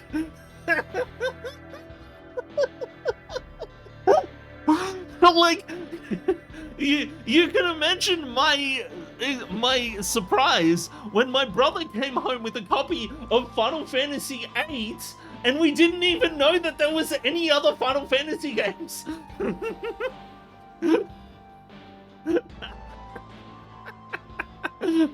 I was like, what the fuck? What do you mean Final Fantasy VIII?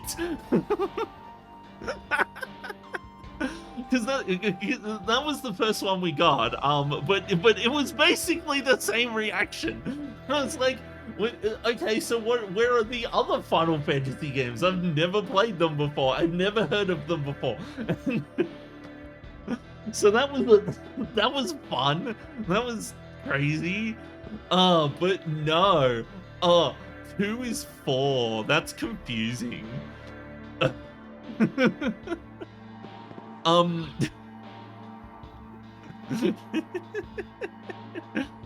least those at least got numbers. Oh, and then Dragon Quest, which was also another thing.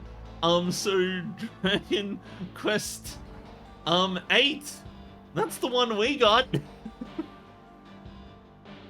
I think that's actually the case for like other regions as well. In PAL regions, it was released as just Dragon Quest, and that was it. It was just Dragon Quest. So because like none of the other Dragon Quests came out over here,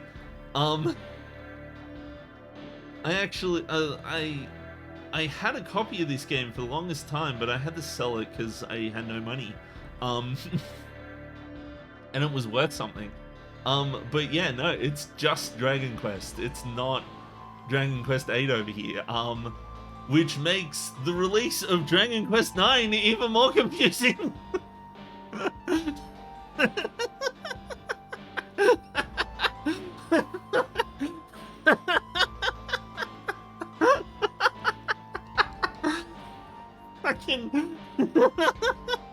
We got Dragon Quest, and then Dragon Quest 9!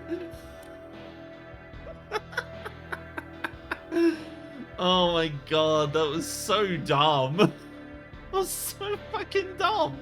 I was like, what the fuck? But anyway.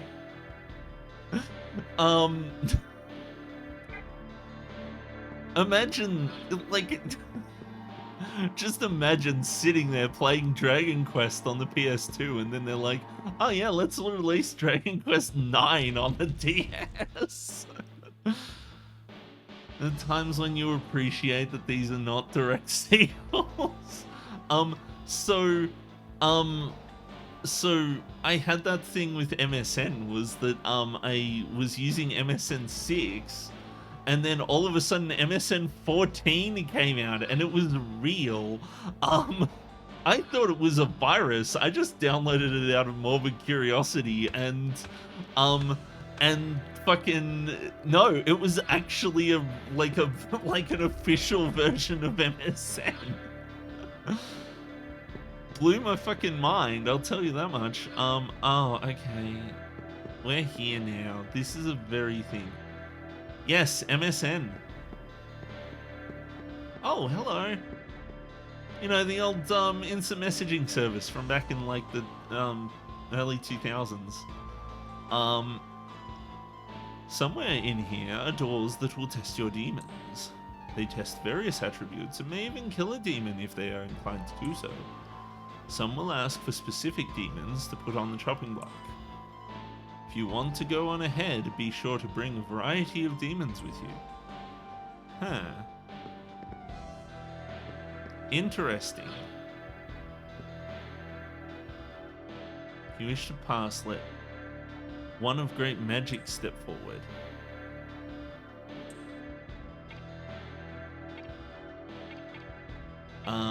Give up? Who has great magic? Did it just like automatically? I'm new to PC. I'm too new to PC to know about that. Well, like, so MSN was kind of like the Discord of the 2000s. So I've been around for quite a while. I've been here to see MIRC and ICQ and MSN and then Skype and then Discord. I forget if there was any in between. We did have a bit of a stint with Telegram, but Telegram's still around, so Discord's kind of like the new one. And there were a couple other variants like AOL Instant Messenger and stuff like that. But yeah, no. Back when I was in primary school and high school, we used to use Messenger a lot. Like grade 6 and 7, we'd like spend all afternoon fucking talking to each other on MSN. It was like one of my favorite things to do. And MSN was fucking cool. Like, I have yet to see an instant messaging program that really lived up to MSN.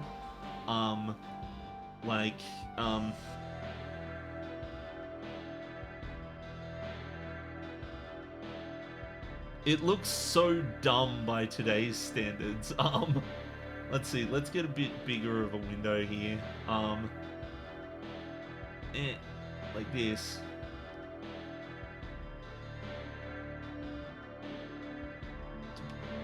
Yeah, so this is what it used to look like, is you'd have all the people here and it would open up these dialogues and you could do all kinds of cool ass shit. You could do things like send voice clips and send emotes and images and like files, and you could do like voice chat and you could play games with people and stuff like that.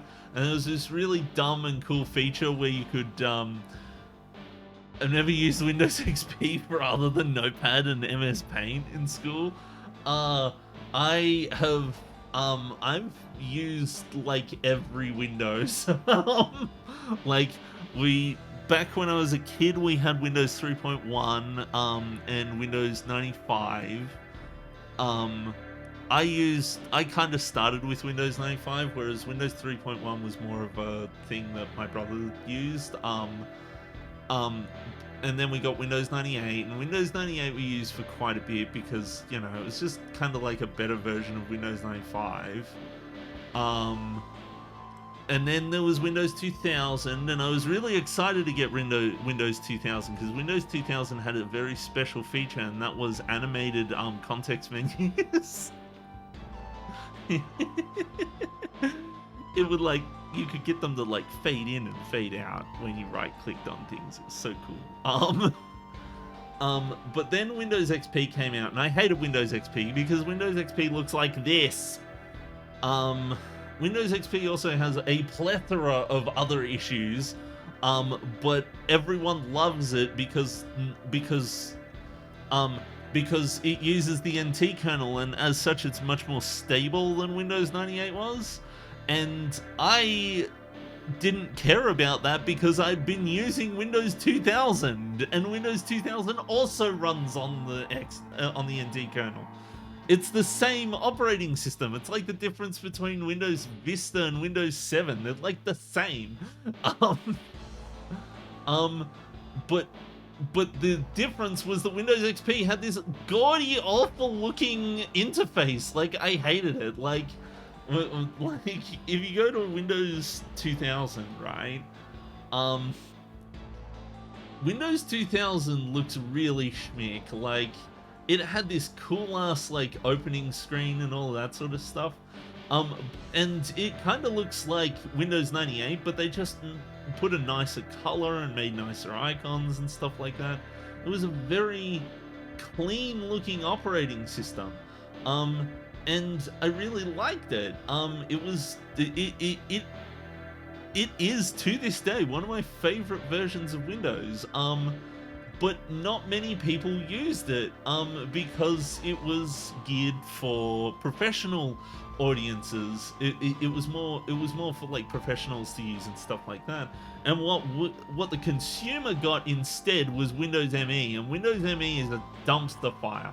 It's basically Windows 98, but it just says Windows ME on it, and it's also less compatible with things. It looks nice, I'll give it that, but it's a mess. It's Windows 98, but not as good.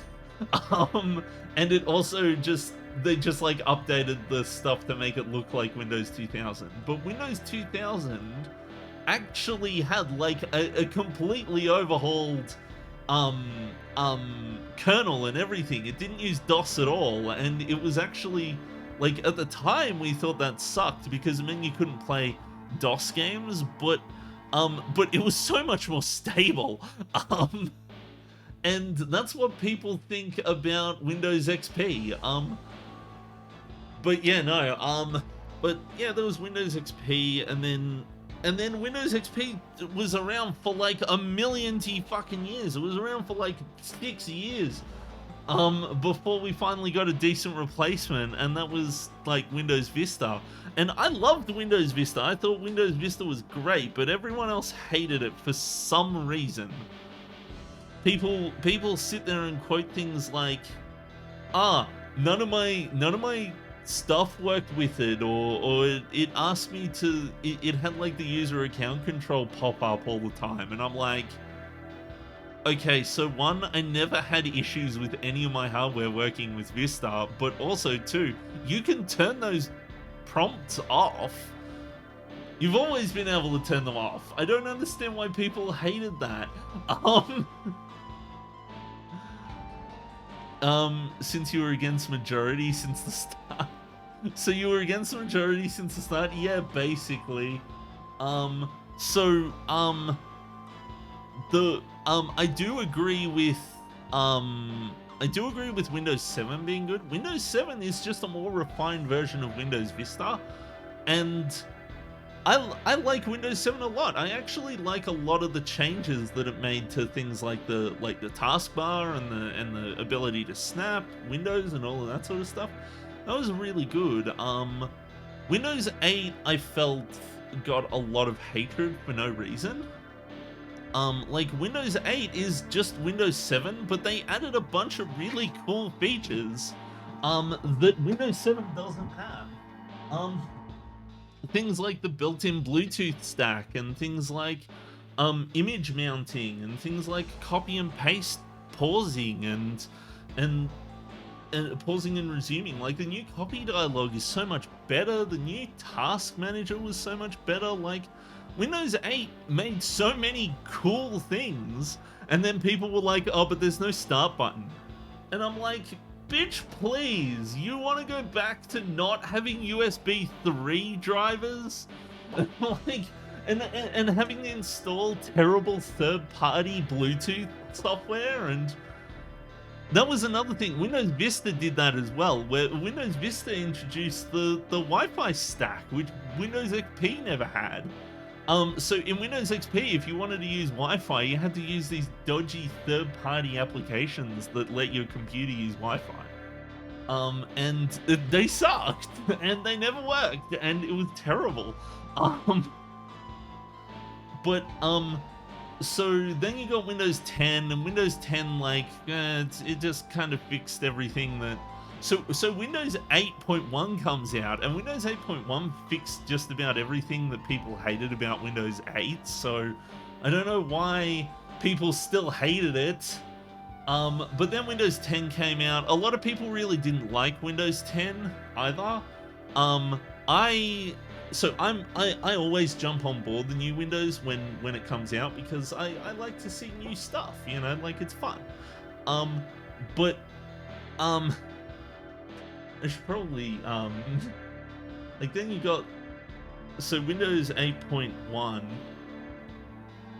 there you go. This is what Windows 8.1 looked like. Oh, and look at that, the start button's back. Oh no, people always hate the start button. Oh, wait, no, I mean, people hated that the start button was gone, except now it's back.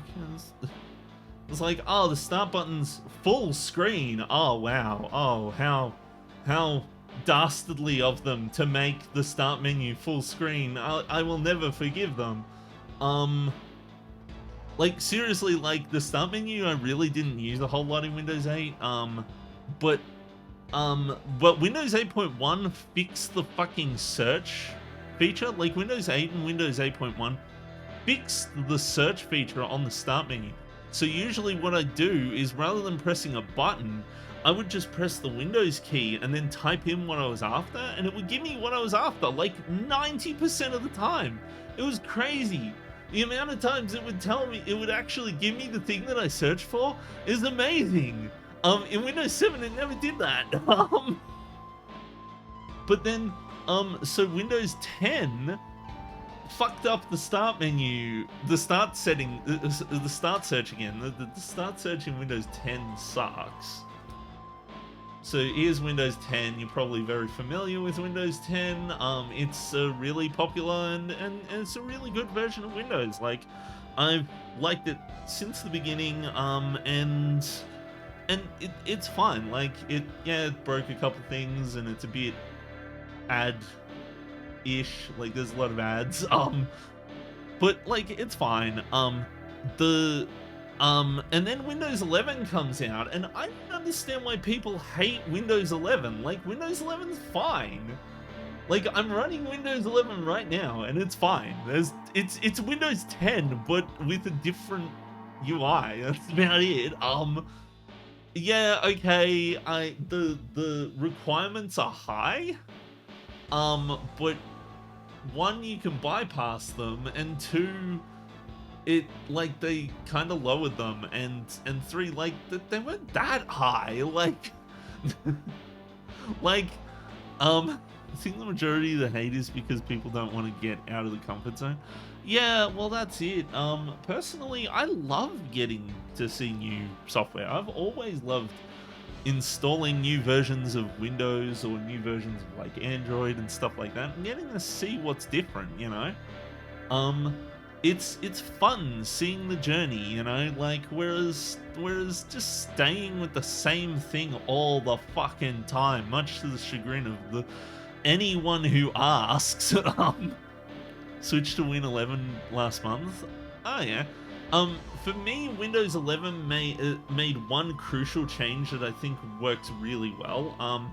And that's the context menu.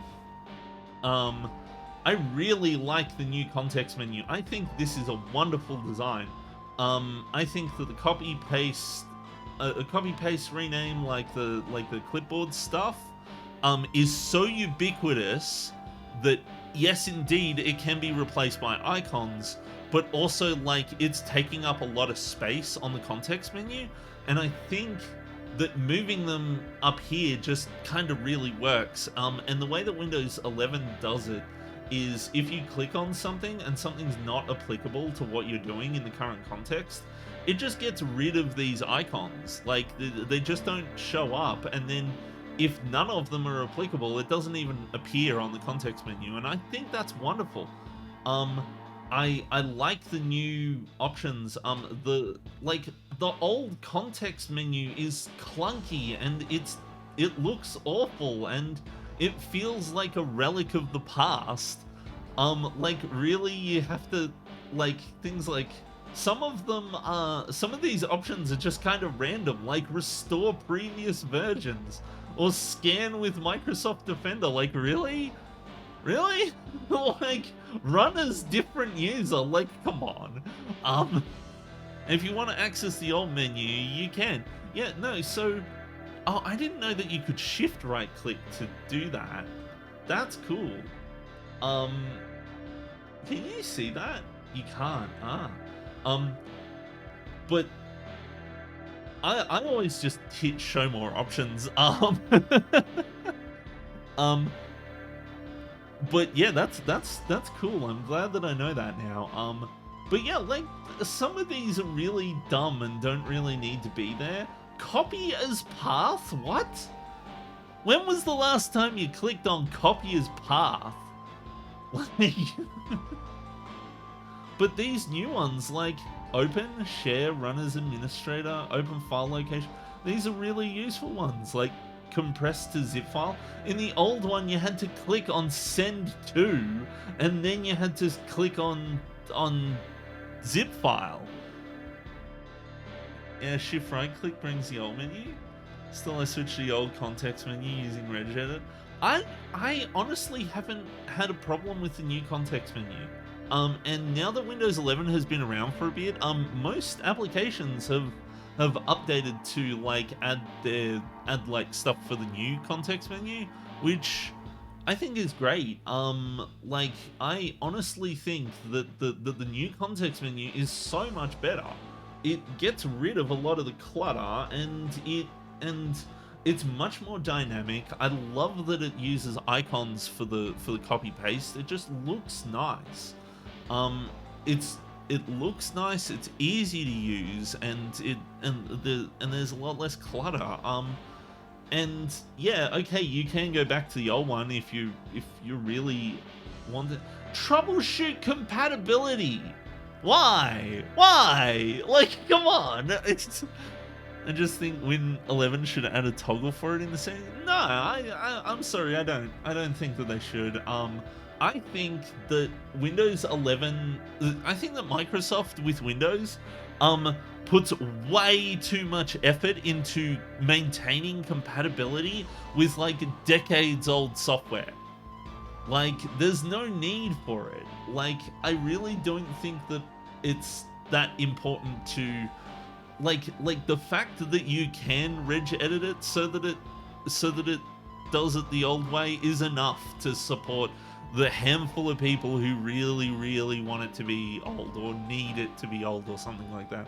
I think that Windows has a problem with too many features, too many settings that are too splintered in the different systems, because it's got 30 years worth of systems that it has to keep up with. And I think that Windows 11 did a solid job of trying to move away from those old interfaces and systems.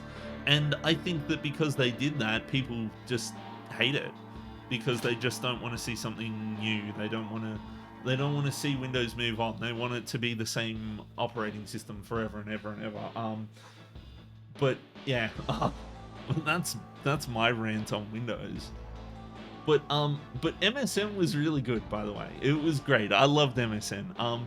There's a bunch of different versions of it. One of my favorite features was the nudge feature. When you click this button, it would shake the dialog box and it would go like dun sort of thing on the other person's thing. So if I go like YouTube, like MSN Messenger. I mean, new laptops are coming out with Windows 11, and Windows 10 is losing updates this year, so they will move to Win 11. I love that people were all up in arms that Windows 10 was going to reach its end of life. They were like, "Oh my God, Windows 10! Why would they discontinue it and get rid of support so soon?" And I'm like, it's been supported for 10 years! Like, that is more than, like, really? Like, it's 10 years is the longest amount of time any Windows operating system has been supported for. Just because they said it was going to be the last operating system doesn't mean you have to believe them.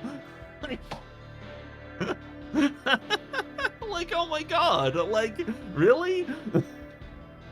Like, it is the longest supported Windows thus far, and you're telling me that that's too soon. Okay. Like, oh my God.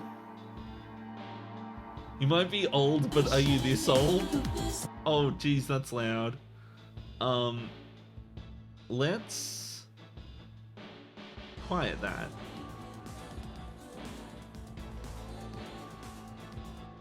I was hoping it would show the... Okay, whatever.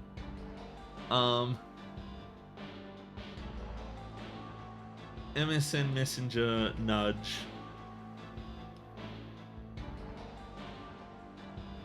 Nudge.mp4.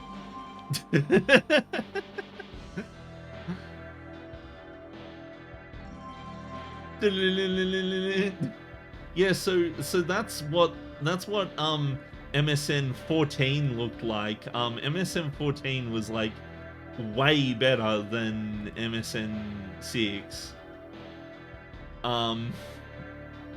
Like it just got like crazy good.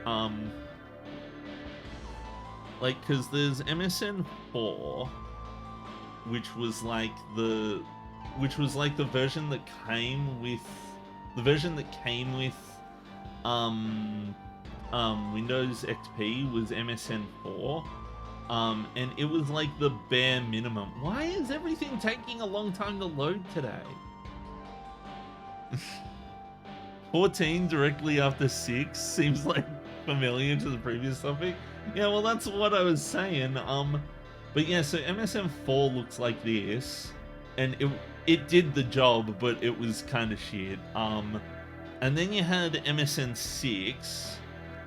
Well, there was MSN 5 as well, but MSN 6 looked like this, and this is what you normally see when people talk about MSN, because this was a really popular version.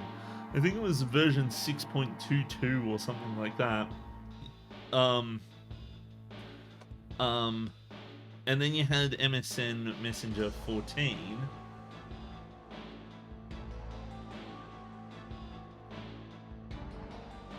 MSN Messenger 14 looked more like this, and it caught me off guard when I found it, and it actually fucking worked, and it was like a way better version. I suppose it looked more like this sort of thing, and it was actually a really cool version of MSN. Whether or not it... Yeah, so they renamed it to Windows Live Messenger, and it was build 14.0.887 or whatever it was. And then they had this version here. I remember this version had like these like things that were like nudges and animated stickers put together, where you'd click on it and it would like knock on the thing and all of this sort of stuff. Yeah, the fucking nudges. I think one thing that a lot of people forget about MSN was how many features it had that you'd expect from like Discord and shit like that today. Things like audio and video calls, and things like sending files and like sharing games and activities and stuff like that. But then you had MSN Messenger games. So one of my favorite ones was Minesweeper Flags. This was awesome. This was 2-player Minesweeper. the goal of the game was to uncover as many mines as you could. So you'd like click, and then it would reveal whatever, or it would get the mine, and then it would hand the turn over to the other player. And if you got a mine, then you got like an extra turn. But if you didn't get a mine, then it would swap over to the other player. I played this for hours and hours and hours with people. Like, this was a wonderful game. You also had things like Hexic. Hexic was a wonderful game as well. Like, I really loved playing this game. You could play it just like standalone, but it was like a thing that you could play with other people within MSN, and it was really cool.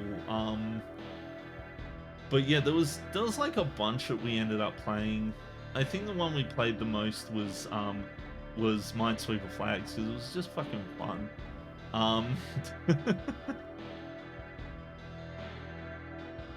This one was like a solitaire type kind of thingy. Solitaire Showdown, and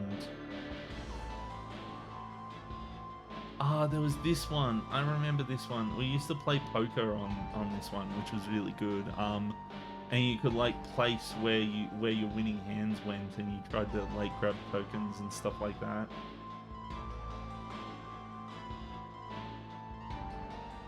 Seven hand poker, yeah. Man, this is a bit of a trip down memory lane playing these stupid. This was kind of what it looked like most of the time. Was you would kind of just play.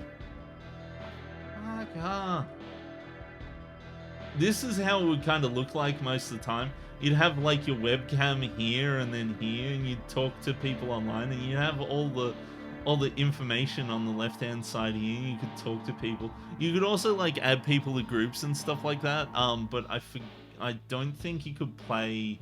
Like, there was only certain games that would work with more than 2 people. But yeah, no, I'd play talk to people in fucking MSN like this, and then I'd go over and play like Minecraft or some shit, in like the browser. Oh, those were the days. Part of me misses that kind of thing, because life was so simple back then, and now it's a big complicated mess and stuff. But there are some things that I think we do better these days. Like, I love to, as fun as dwelling on the past is, I actually really kind of prefer to see what's new and enjoy the new stuff, you know? By the way, PAL having worse naming scheme than the USA for JRPGs is funny to me, since no one knows what Nocturne exactly means, but it is called Lucifer's Call in PAL, which at least makes sense. Oh, that's neat. Oh man, like, I think I remember hearing it being called Lucifer's Call, and like some of the game names that we got over here were just fucking annoyingly weird to look up. Like Castlevania. So I know Castlevania as Bloodlines, right? Well, so I know Castlevania Bloodlines, but over here it's called The New Generation. What is Nocturne? No turn? Yeah, that makes sense. But yeah, no, like, you got Castlevania The New Generation is what we got over here. And there's a bunch of other ones. There's like Star Fox 64, right? Well, so you got Star Fox on the Super Nintendo, Star Fox PAL, and it's actually called Star Wing over here. But then you've got Star Fox 64 PAL, which is Lilac Wars instead, which is really crazy. Like, I don't know why they didn't just call it Star Wing 64, but okay, whatever. Then you got Quest 64 PAL, This one's wonderful. Holy Magic Century.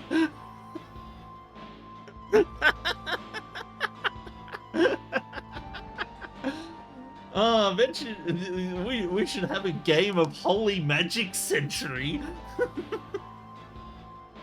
Oh my god. But another one is okay, so you know how there's like Contra? So you got like the original NES Contra, and then you take a look at the PAL version, and the PAL version is here we go. So here's the US version, and here's the PAL version, which is known as Probotector. And it's like a completely different game. They're like, it's not like buff Rambo like men fighting aliens.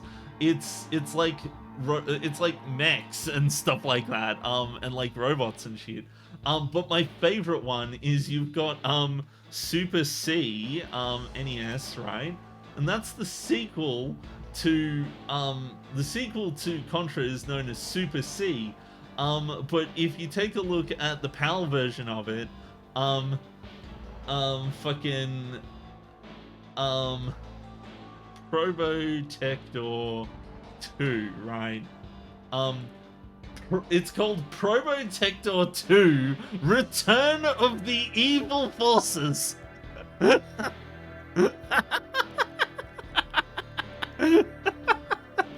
Like, why?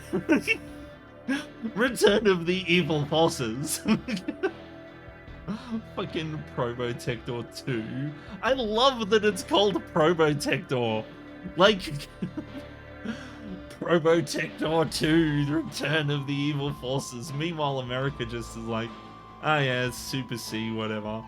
Some people would probably hate me for being like, oh, it's Super C, because Super C is a really cool name for a sequel. Like, but Super Probotector Alien Rebels. Fucking A. I just love Return of the Evil Forces. Another one that hasn't... One that's a bit less silly is Ninja Gaiden. This one was difficult for me to find because the NES version of Ninja Gaiden is just Ninja Gaiden, but then if we go for the PAL version, the PAL version is called Shadow Warriors. Come on, load. Load! Load! Come on! Oh my god! I don't know what's up with my internet today. It's bad. Yeah, we'll take this one, Shadow Warriors. That's better. The interesting thing about NES games over here is that PAL, NES, Mattel. The NES was made by Mattel over here. So you get these Nintendos, and on the front they just say the Mattel version.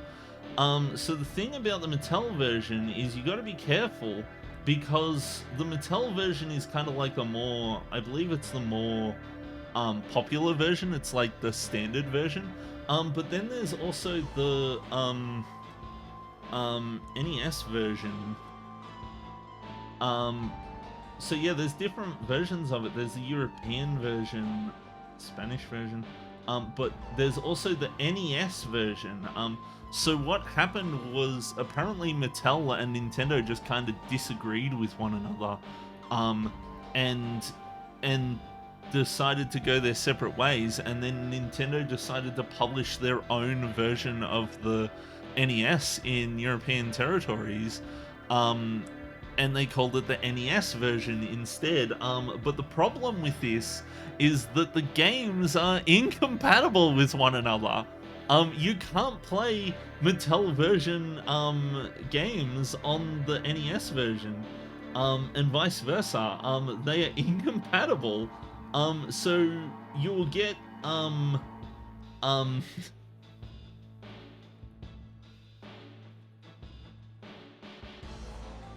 So, I can't remember. I can't remember a specific example, but basically the game would be labeled with like NES version or something like that.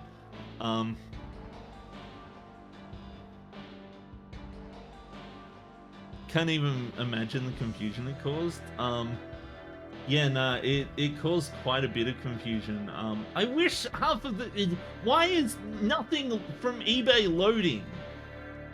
Power Region sucks. Where is it?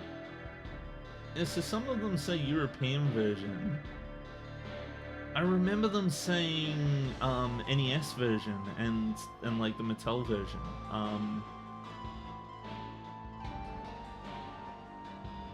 Okay.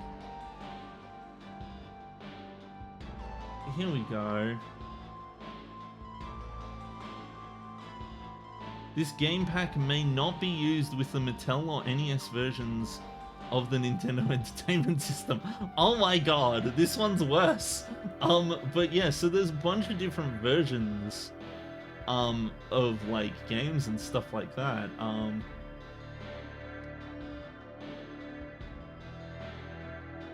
This game may not be used with the Mattel or NES versions. Rygar, does Rygar say it?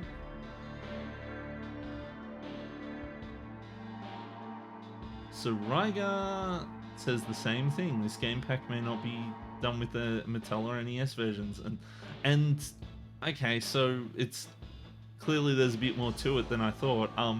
But the different versions of the NES really make it fucking confusing, because the game just won't work. And as a result, the NES was really unpopular over here. Like it's amazing that like it is incredibly difficult to find an NES over here. Whereas things like Master System and the Mega Drive, oh, they're piss easy. You can get them all over the place. And like seriously, I can still find like Mega Drives for like $10.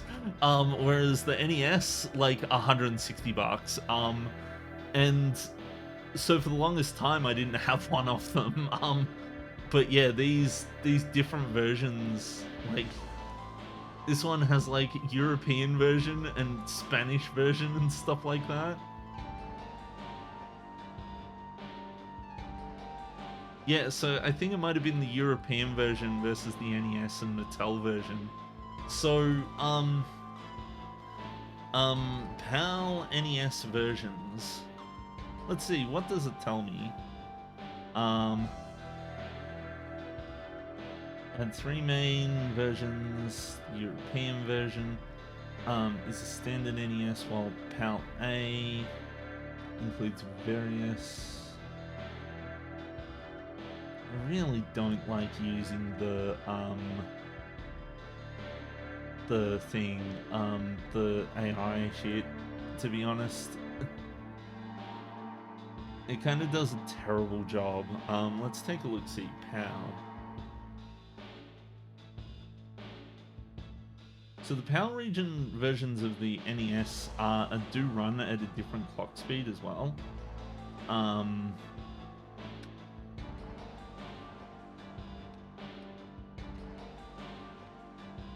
Okay, version.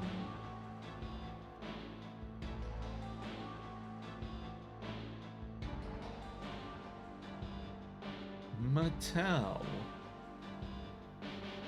Ultimately.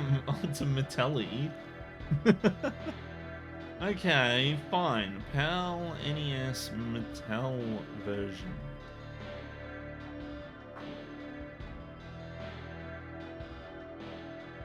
See, even today I'm finding I'm having issues with it.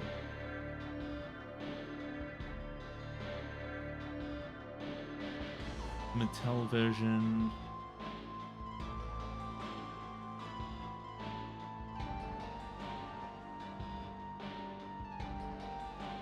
Apparently the NES was called Samurai Electronic TV in India. Whoa.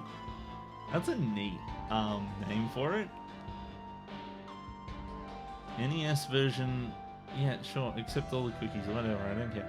The NES version was a branding of the revision of the NES for the UK release. The European non-UK version of the NES was not an NES version, since European countries will mostly be compatible with the UK PAL system.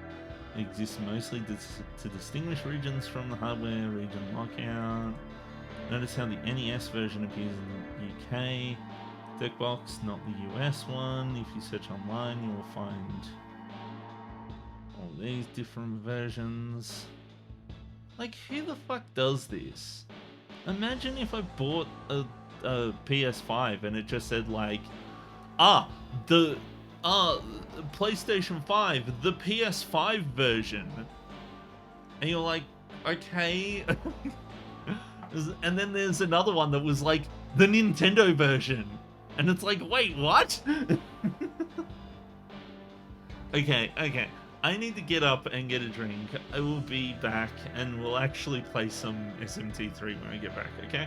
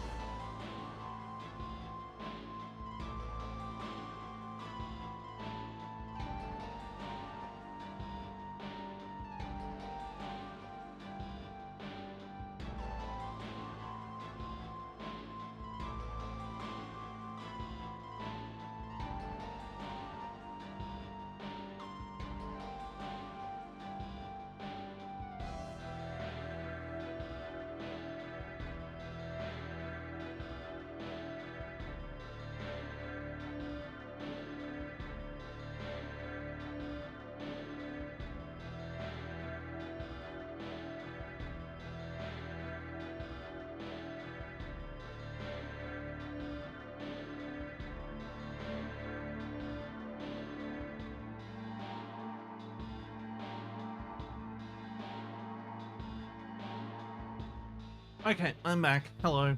Hi everyone. How's it going? I am doing stuff.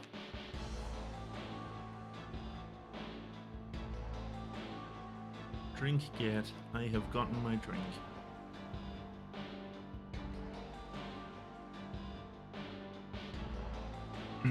Okay, time to play game again. But this time without the game. That's right. I'm just going to play the game. I'm going to play the game, but the game is going away. There we go. Okay. Okay, so there's a bunch of stuff happening that you can't see because I turned the game off. But either way, I'm going to what was I looking at? Oh, there's a guy to like munch on my demons. That's fine. I'll just let him do that. Okay, so I've done that now, and now I've oh god, no, not a battle.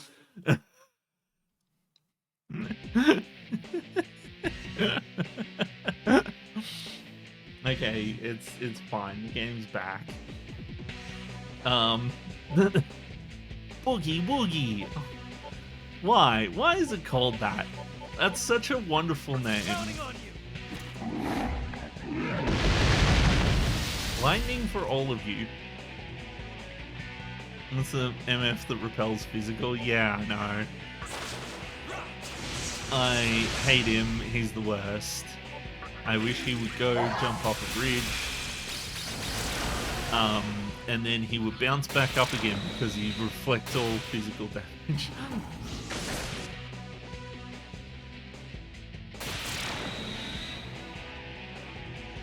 Okay. Oh, this guy leveled up. Cool, whatever. Hellgaze. Wants to talk to me, yes? Will you listen? Yes. You can have this. Ah, I got a bead. Neat. That's better than nothing. He's a nightmare as an enemy, but he's so good when he's on your team. Okay. My understanding is that you can't recruit the enemies here.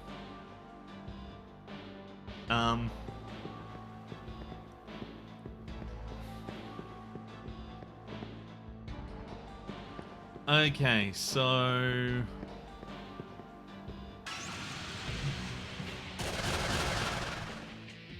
You know what? I'm just gonna retreat because I don't feel like it. Oh, fuck you! Why is it that whenever I just don't feel like it, this game decides to not? This is the problem I have with some JRPGs, is when I'm getting to a point where I'm really just not feeling like doing the random battles anymore, it kind of sucks. And I've got a lot of patience for random battles, not gonna lie. Like, I deal with so many of them without complaining too much. And when I'm just like, no, I don't feel like it, like, and then the game's like, no, fuck you. It's like, what the fuck? If you wish to pass, by the way, if you do go with the true demon ending, boss fight is really hard. Gotcha.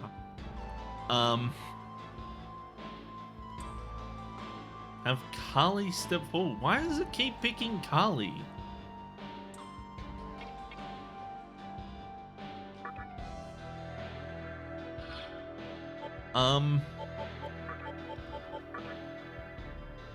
Because Kali has a high strength stat. I'm not gonna give up Rido.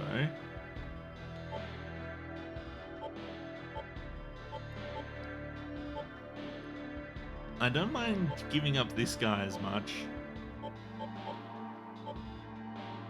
Oh, actually Cerberus might be a better idea.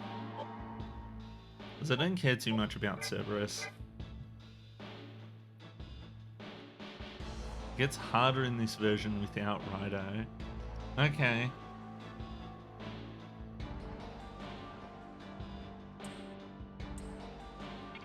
Select a different demon. What? This is how I select a different demon? Are you kidding me?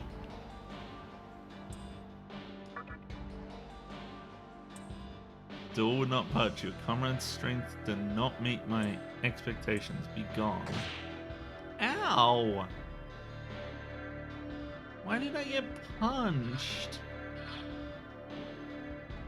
Cerberus died! Oh my god! What the fuck? What an ass! I thought Cerberus was pretty, like, good at stuff.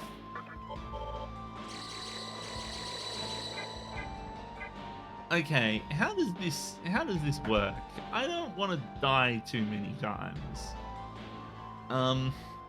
SMT 3 fifth the Kalpa.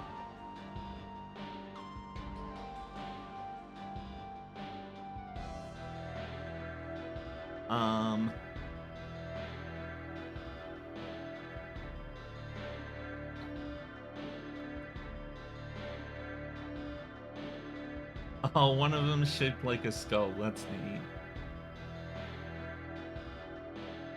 Is that this one or? Oh my goodness. It's not, and I don't like the look of this one.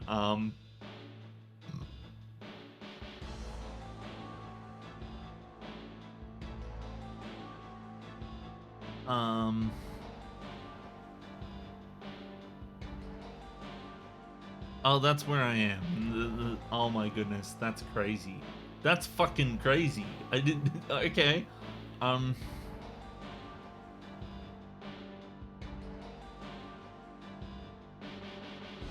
So it reckons magic stat should be at 25.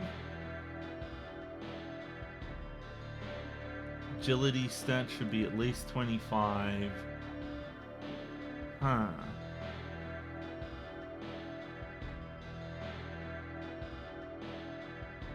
If an offered demon is found lacking, they will be killed and the player will be sent back to the beginning door of the beat. Okay. And base 25 strength. I hate that. I really hate that. That really sucks.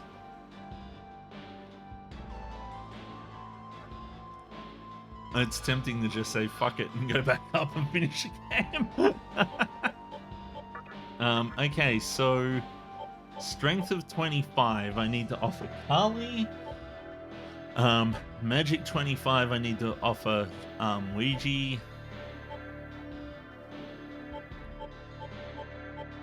Agility 25 I need to offer Rido. I think Rido's the only one I got that does it. Can I even offer him? Because he's a summoner, not a normal one. Okay, so this one was a magic one.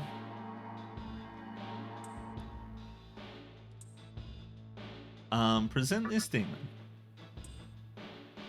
Magic does not meet my expectations. What? Huh? What? I thought Kali... Oh, I'm dumb. Kali was strength. Ah, fuck. I'm dumb. Sorry. I apologize. This will happen again.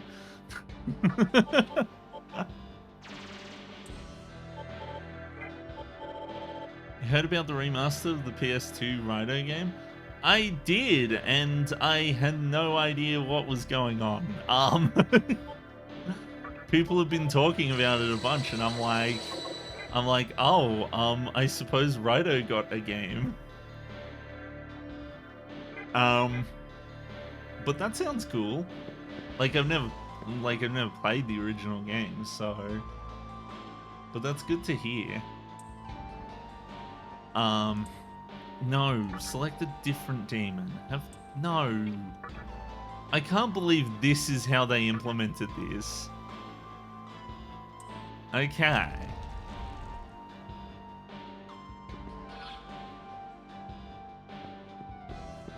Okay, let's just explore. Has my estoma worn off?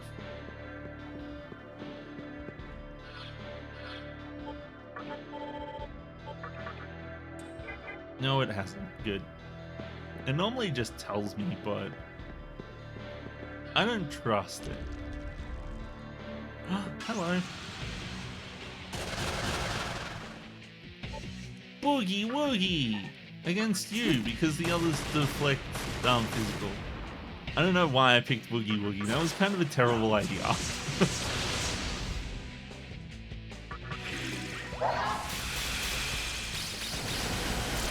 Nice to see you. I'm just gonna skip because you have like nothing to do. High force damage, everyone. It's a remaster of the original. It's a duology. It's not turn-based, but hack and slash. Okay. It's hack and slash now. Tornado, your ass. There you go.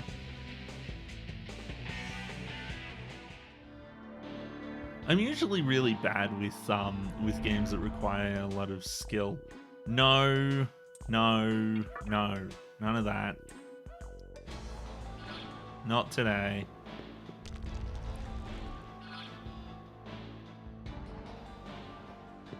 Okay, so what's this one? Let one of great agility step forward. Is it going to let me select Rido?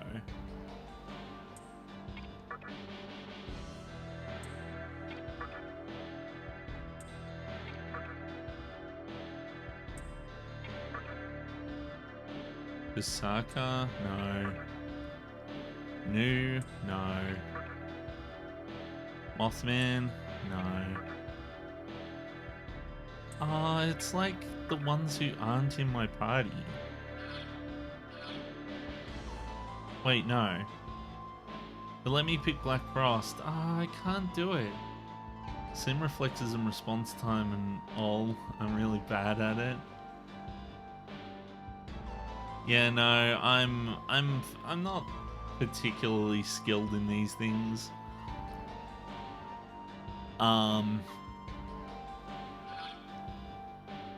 What time is it? Not what time is it? So yeah, I don't have anyone else who it really sucks that it doesn't let me pick Rido.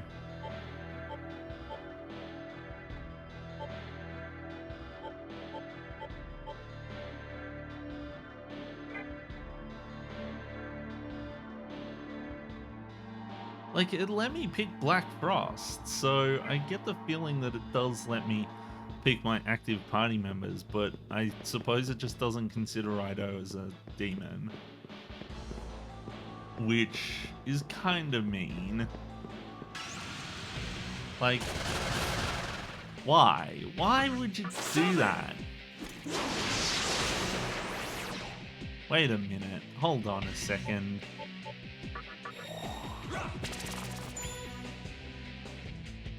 Weak to fire. Oh, it doesn't actually tell me they're like fucking things. Do you have high agility enemies? At this point, no choice but to return. Yeah, I'll probably just fucking return. And try a different route. Demon is ready for action. Yeah, I had the feeling that's what it would do.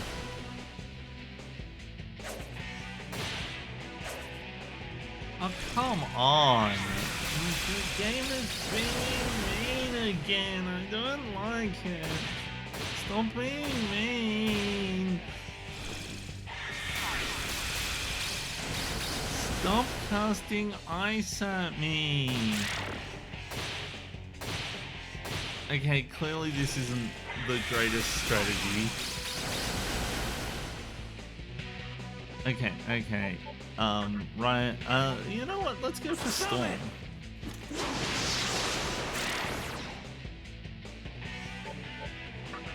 What about Violet Flash? Do they reflect it? No, okay, good.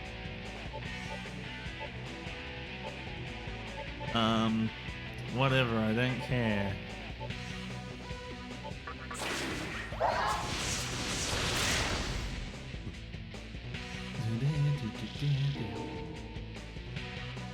They say True Demon ending is the coolest, so it requires more effort. And they think there is a ROM hack that makes the game harder. I never understand why people make games so hard. It's so annoying. Like, I suppose to each their own, but also at the same time, this is ridiculous. This is already hard enough. At least his luck went up.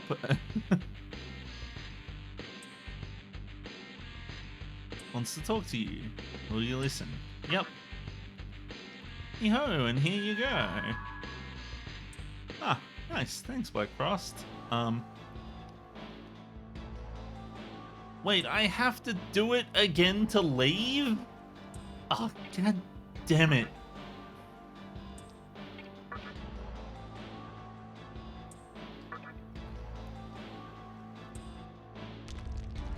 The fact that it doesn't, like, just unlock the door is annoying. Okay, so...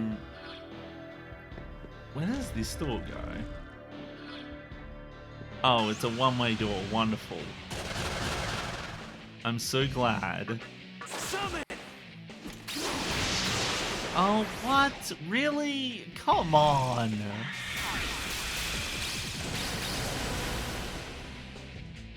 Okay, this is being mean. I don't like this. It's being mean. It's doing it on purpose. I know it is. I know because I programmed it. Oh shit, I forgot about that. God damn it, I might die. I died. God damn it. Well, that was stupid of me.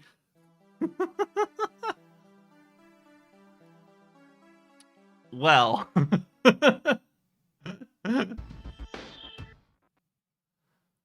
I'm just so used to casting fucking... god damn it. This game is really testing my patience. So the problem I've got now is that I saved after getting Rido, but I've still got to go down there and grab stuff. Well, at least I'm all healed up and shit, so it could be worse. And at least I know a bit more about the area. Oh, actually, let's see if I can get a demon with Welcome to the Cathedral of Shadows, where demons gather. Okay, Cerberus, go with Decarabia to get out. I'm just gonna try different combinations to see if anyone has enough agility. Ooh, okay, this works.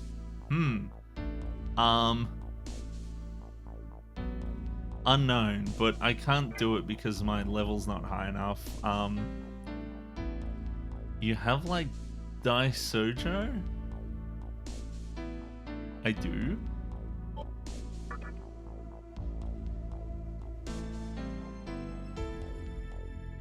Huh? It's a really good demon. Is it? It looked kind of meh to me. Every time I've done it, it's been like... eh. I mean, I suppose Fog Breath is good. Take a look at the meditation skill. Huh?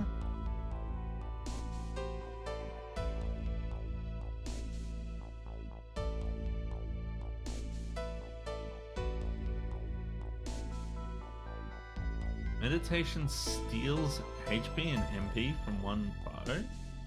That's actually not too bad. I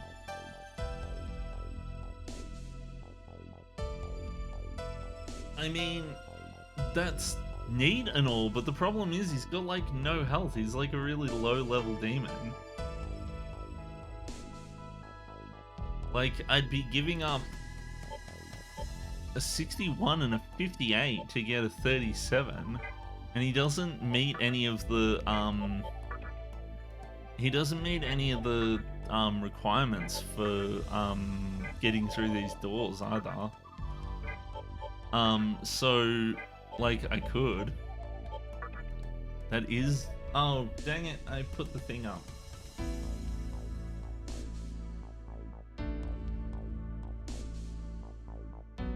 If you increase its stats with the Magatama, it can be pretty good. I can, what? Increase stats with the Magatama, can't I only do that on myself? All right.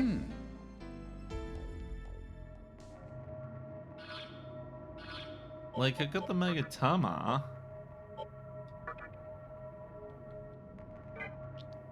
I'm confused. What do you mean by that? I can only increase my main character with the Magatama. Welcome to the Cathedral of Shadows, My Tama? where demons gather. Huh?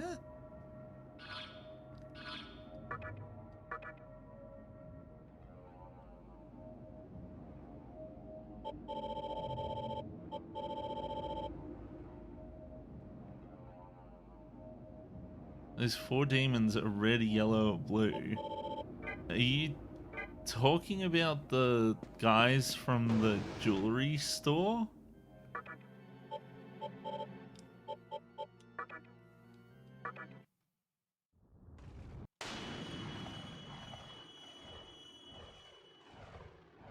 I didn't know you could do that.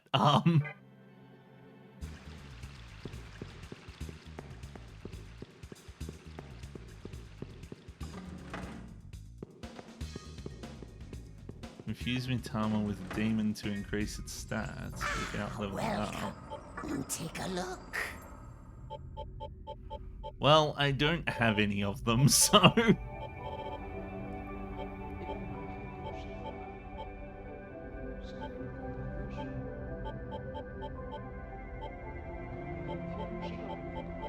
Anything else? Take a look. The only other one I have is these elements. Anything else? If I'm honest, like, I've never really been one for doing a whole lot of min-maxing.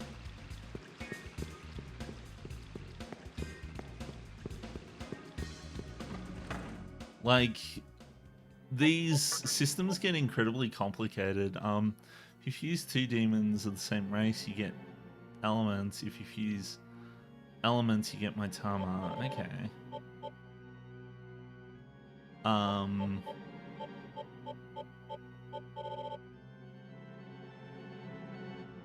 Wait a minute, isn't there a thingy here in Ginza? There is, it's right there, so I don't need to bloody well go to Asakusa.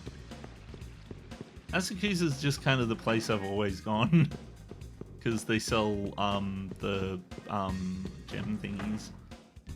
Welcome to the Cathedral of Shadows, where demons gather. It's one of those things where I just kind of think about whether or not I want to do things. Depends on how easy it is. But so mixing Decabia with was it Decabia? With Pisaka? No, it was it Cerberus with Pisaka? Did it change because I swapped peoples? I think it changed because I moved around. Dang it.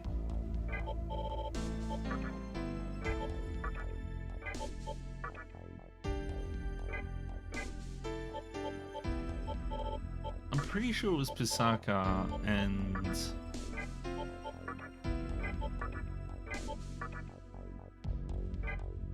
Pisaka and Cerberus to get Grelsvigr, but the problem with getting Grelsvigr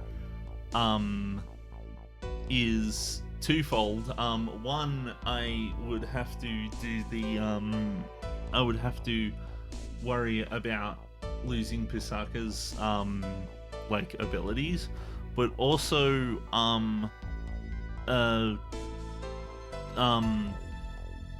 it's too high a level. I can't do that because I'm only level 73. So I'm just going to sit here and try my best to see if I can find another one that would give me an agility of 25. If not, it's no skin off my back, but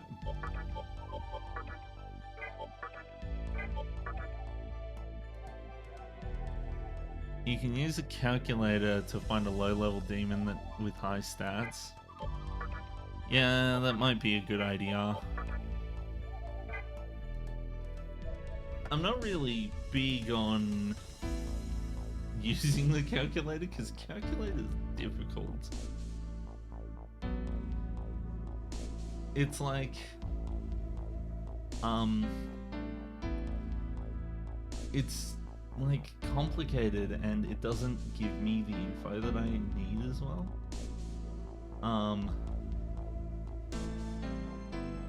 Fusion settings are, it's like demon list, and then I'm like,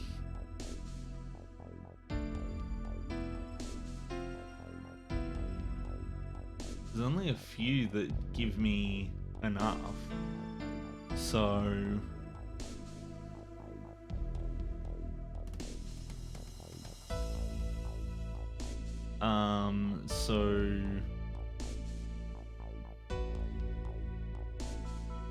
Pixie B, what? Huh? Level 2 broker Pixie B.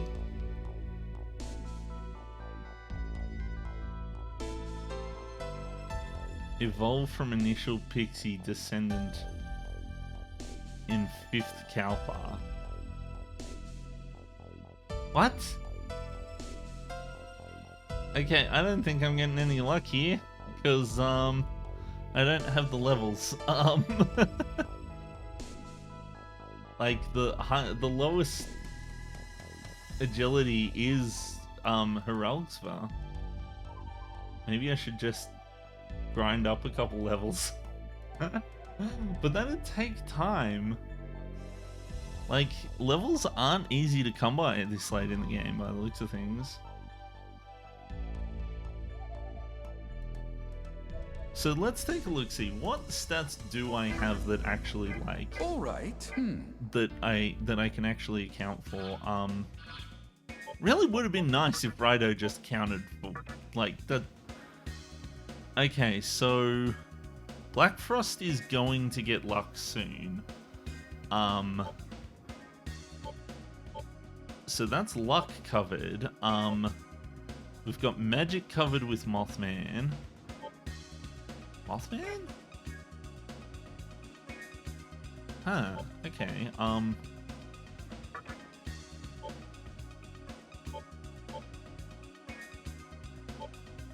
So magic is covered with Mothman,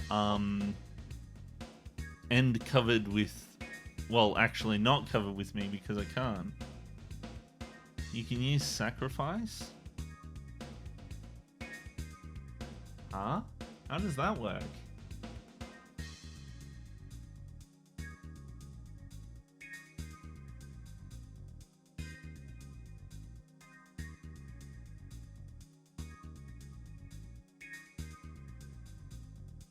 I'm confused.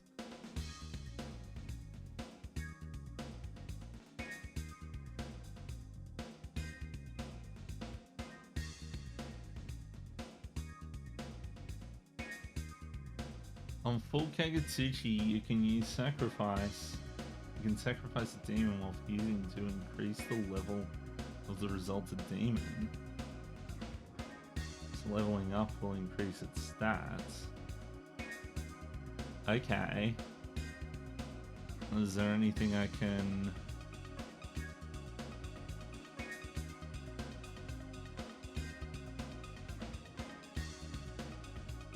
I assume it's only going to let me get like 1 or 2 like points in agility.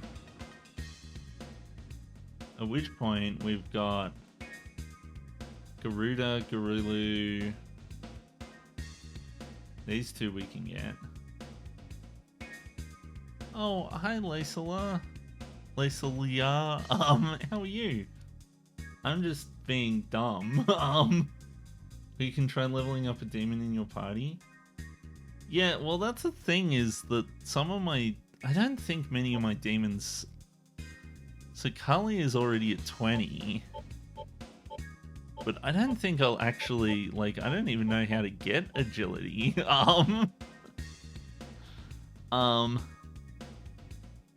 So there's Garulu and there's Garuda. So Garulu can be gotten by Mothman and Incubus. I can do. Nu. Let's see. What can I do with Nu? Nu and Black Frost. Huh.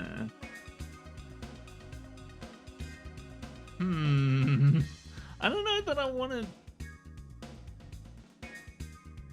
where is it? I don't know that I want to do Black Frost. I mean, just leveling up demons normally and wait until the demon gets 25 agility. Sacrifice sounds better to me. Well, let's see. What else do I have? I've got...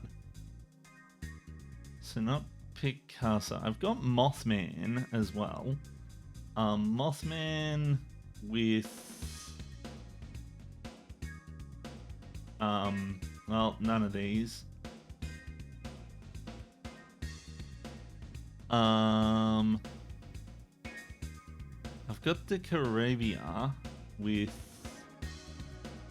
none of these either. You have enough money to summon Black Frost again if you don't want to lose it? What? How? Money? What? Oh. You can buy him, can't you? I forgot. Welcome to the Cathedral of Shadows, where demons gather. I can buy things back. I can buy Rido again. Wait, so that means I can just buy two of them and then sell them together?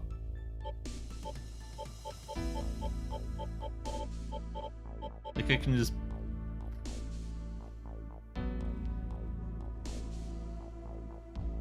So if I buy like a Nu and a Black Frost and then merge them together with the sacrifice, that might work. Don't forget to register it. Okay. Register them all. Yeah.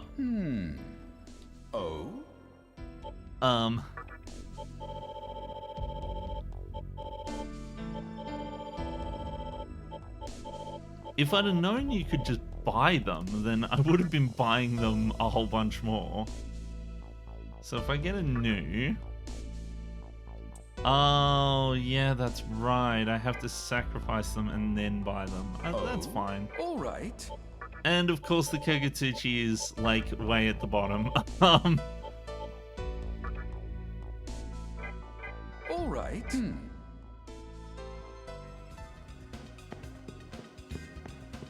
So, how would I sacrifice to get extra stuff?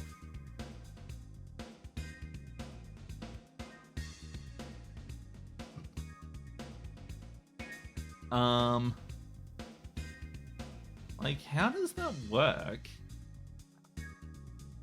You'll be asked to choose another demon. But the thing is, like, which demon do I pick?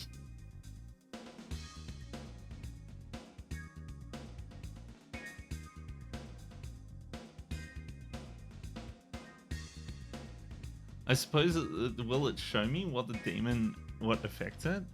Anyone with a high level you can buy later. Huh.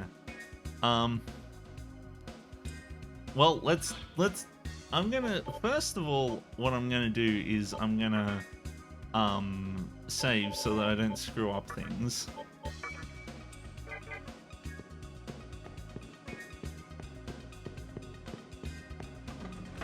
Shouldn't take me more than the Kakatsuchi to get to Thingy Bob.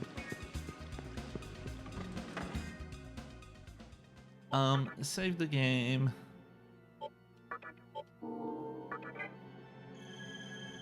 Because if I screw it up, then I can just load the save and then come back. This is actually part of the reason why when I first saw the demon fusing, I was like, it's gonna be like this. Okay, so time to walk around in circles again. SMT 3 Nocturne, the game where you walk in circles.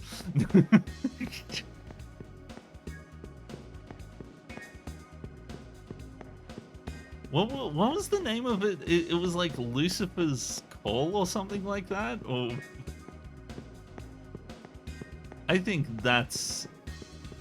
I think I should just start calling it that instead. Wait. What did you do with that pixie you got at the start of the game? I sacrificed the pixie at the start of the game. To get a better demon. Welcome to the Cathedral of Shadows. So I'm probably where not getting demons that. gather. Yeah. I don't think I can buy the pixie back. Hi Pixie. Pixie.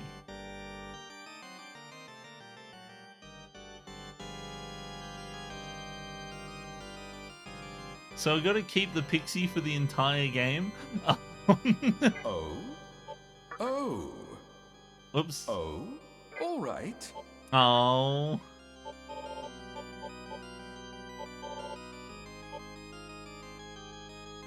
Okay, so it was New and Black Frost to get... Huh? Huh? It was full, right?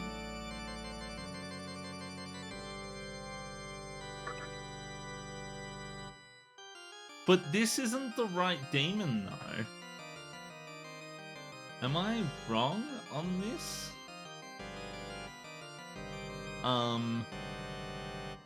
Demon list.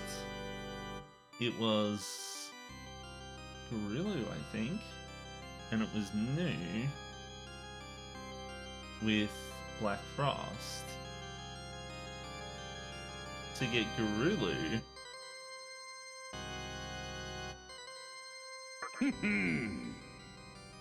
Will you offer a sacrifice? Yes. Well, it doesn't... It's not Superna, though. Oh, did I pick the wrong one? No, I picked New and Black Frost.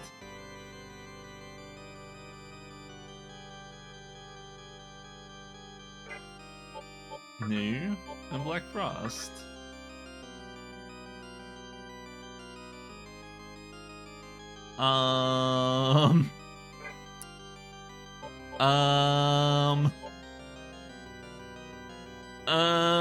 What? Why?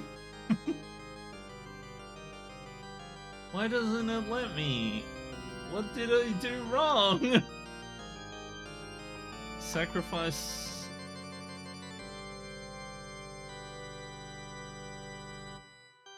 Try fusing Superna with a demon as a sacrifice.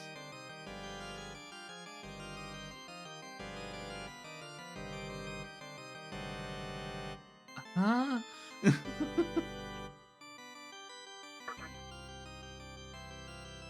Doesn't get 25 agility, you can load back. I mean, it does, I suppose it does have 22 agility.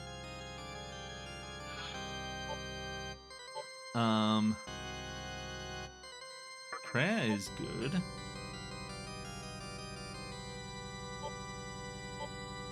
Kill blind sleep, kill poison, kill stun, stone, revives one ally. High ice damage.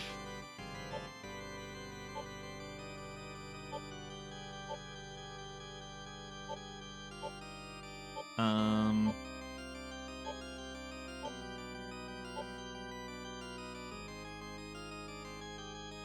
gonna go with Life Surge because it's already got Zandine. Okay. Yes. So if I offer, I don't know, like Cerberus.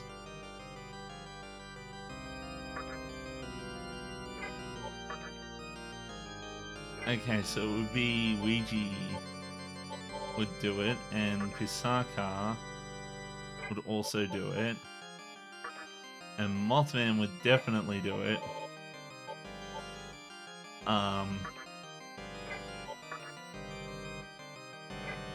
So basically it's either Ouija or Mothman or Pisaka.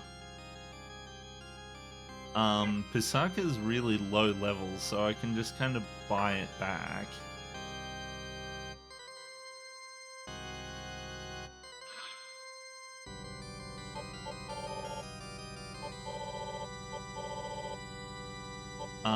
Oh my goodness, so many options now.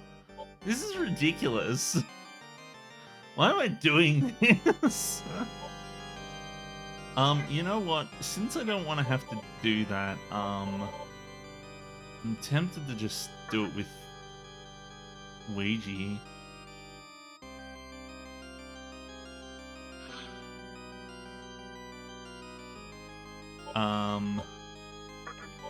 Prami Patra Mutundi kills me, kills stun, stone, and fives one ally, mana refill whilst moving, I suppose.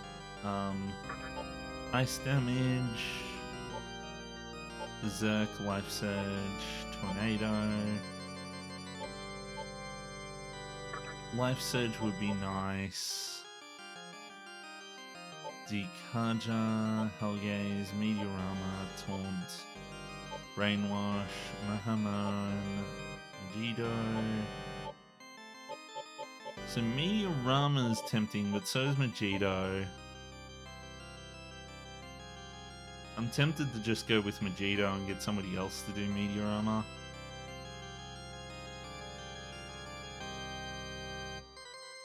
But also agility with Meteorama would be nice. But you know what? I'm gonna go with Majido. So let's try this. Are you sure? I think that works enough. Sure, yes. I use both prayer and Meteorama. That is a good point. I didn't even think about that. Oh no. Please work, by the way. I've heard that this doesn't always work.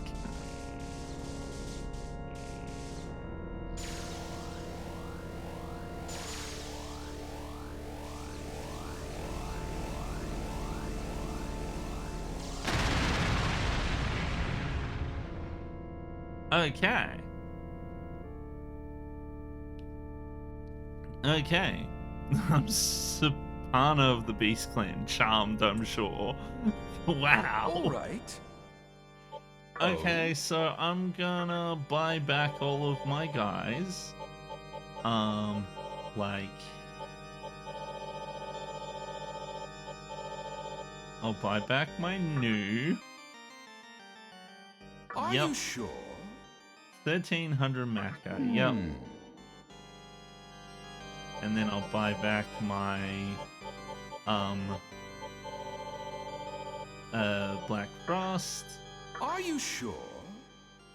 Black Frost is expensive. And then I kind of want my Ouija guy back.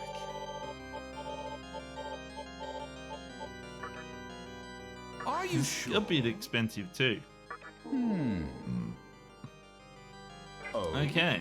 All right. Well, I succeeded. I've got the agility door thing now. So what have we got? We've got Mothman for magic and Ouija. We've got Black Frost will be luck in a bit. We've got agility covered, so we've got magic, agility, and luck covered. We've got strength covered. We don't quite have vitality covered, but hopefully soon. By the way, this sacrifice loops. It does.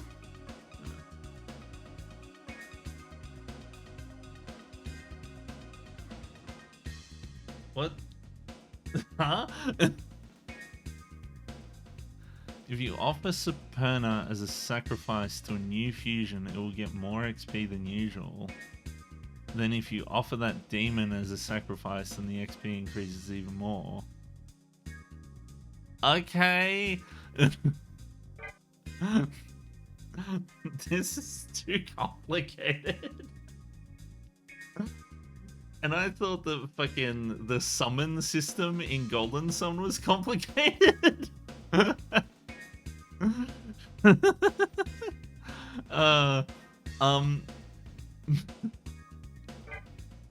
Okay, well, I've got some stats sorted now.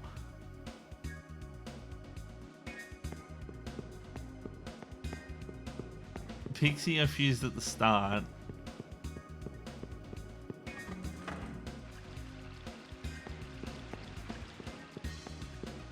This is way complex. See, this is the problem I have. Whenever I see something that's like a fusing mechanic, I'm just like, oh my god, this is going to get really crazy. If you offer that pixie in the Kalpa, it becomes a really powerful one. I can't believe that I can't just get it back. That's silly. If I'd have known, I'd have kept it. But this is the thing, is that there's no way for me to know this shit without looking it up. Like...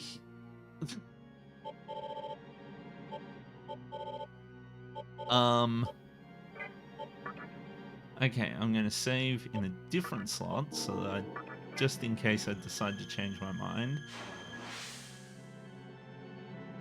We're going to have to go all the way back down there. Well, so much for beating the 5th Kalpa today. There's only about 10 minutes left in the stream, so... But hey, at least we, like, got an agility good.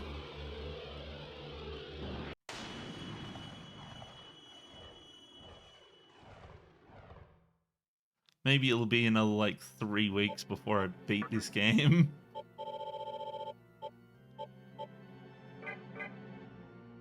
I'm definitely glad that I actually sat down and played this one, because I put it down pretty quickly after starting it. Not gonna lie, I didn't think it would take this long to beat, though.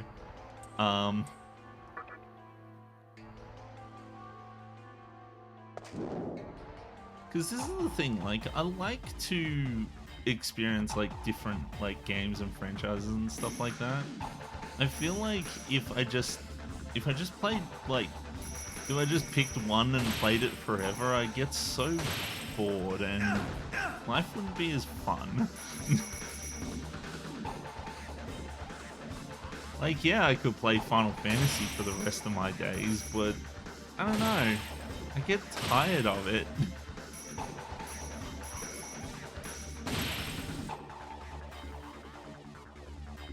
There's a few other franchises I could say that about too, like, I think that demon at the top of your list is the one fused with that pixie. Ah. Maybe. Which one was it? Do you mean Kali or? Because I don't think that demon's around anymore. Because that was like way early in the game. Let's summon this guy again. Because that's what I had before. Let's delve into this. But yeah, no, like, if I... Like, I've gotten to see so many weird and wonderful experiences by just, like, trying different games and going through them. And this was another one of those.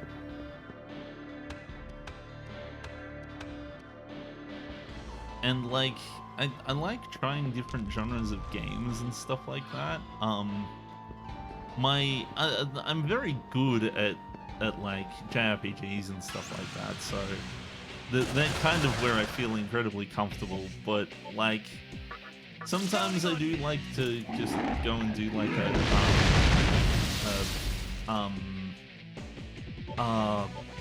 things like platforming and stuff like that. Hey Kali, if you didn't delete the pixie from your party directly. I know I didn't delete it. I know I fused it. I haven't, like, I don't think I've deleted like anyone. That feels like something I wouldn't do. Basically need to have that pixie's roots, in other words. Yeah, so yeah, that's kind of annoying. The way that it's like, yeah, let's just make it so that there's this one enemy that you got to carry on throughout the entire game.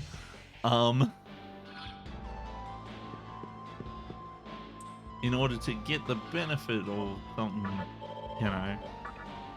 It's kind of the issue I have with things like fuse mechanics and stuff like that. Same goes for like upgrading weapon mechanics as well, because it's like I could sit here and invest all this time on upgrading this one weapon, or I could like lose all that progress in order to build a new weapon, you know. And some games do that really badly.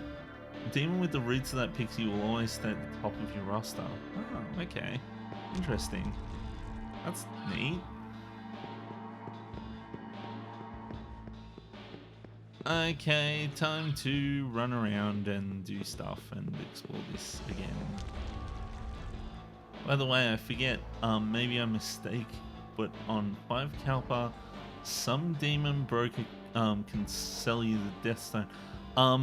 So it was on Kalpa, I think it was on Kalpa 3 that they sell you the Death Stones. At least there's no weapon fusion in SMT3. Yeah, nah. I think it was on Kalpa 3 that was.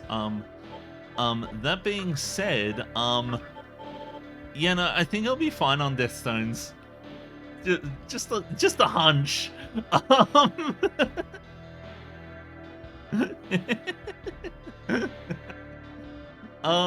So yeah, I'm not good on the Death Stones. Like every time I go to use them, it's like the monster doesn't feel worth it. Because like I can summon all the like death characters, but none of them have been good, or at least it appears as though. Maybe they're good without. Maybe they're good if I do stuff. Right now, I'm happy with the monsters I've got at the moment, and I'm probably going to use that to ride out the rest of the game. I really should have healed. A new enemy appeared. Oh, Bob, Bob, Bob, Bob. What? Why are enemies that were so easy to bop down here? That's a bit weird. Leveled up. Oh yeah. I want Black Frost in my party because Actually, I should keep Beto and return to Cardia because because Beto has meteor armor, and that's useful. So yeah, okay, let's go this way. So if I recall correctly, the ladder's over here.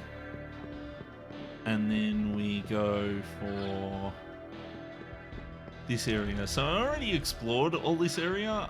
It's just that I died and I had to come back. So, I know Duplicoin, you've already seen me do that. But Lysalia might not have been here for that. Please go to full, please. There we go. Yes. Okay. Got it. Done. Excellent. Bomb of Rising, my favorite item. Legit. Like, it's so good. About that Daisojo, it learns prayer, so big heal plus status effect. So big heal plus status effect heal. And since it has, meditation, it can steal the SP of the enemy demon. Yeah. It can steal SP? What? I didn't know that. That's probably why it's so good. Although you gotta keep in mind, I am just doing the world's most blind ass playthrough, so. Oh, that's right. If I talk to Thingy Bob over here, I said not true, and then I got a heal from it. I wonder if I can get that multiple times or not.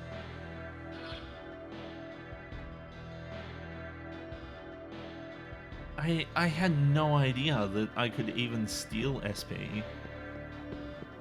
This is how JRPGs always go, is that there's always a bunch of hidden mechanics. Okay, so I want to go this way and then through here. Oh geez, it's 11 o'clock. I think this is the first time I've lost track of time whilst playing SMT 3. It's probably not, but, you know, like... There's been a fair few times through SMT3 that I've been like, I just kind of want to have it over and done with, but also at the same time, like... I'm very good at getting lost in dungeons in JRPGs as well. Like, I've played... There's a reason why I've played so many of them. And we're right at the end of the Kagutsushi. So I'm going to run around in circles for a bit more. I think what I might do is I might go down until the part where I get... If you got a choice, would you play this in first person? To be honest, it feels like a first-person dungeon crawler. And for me, I find I have a better sense of direction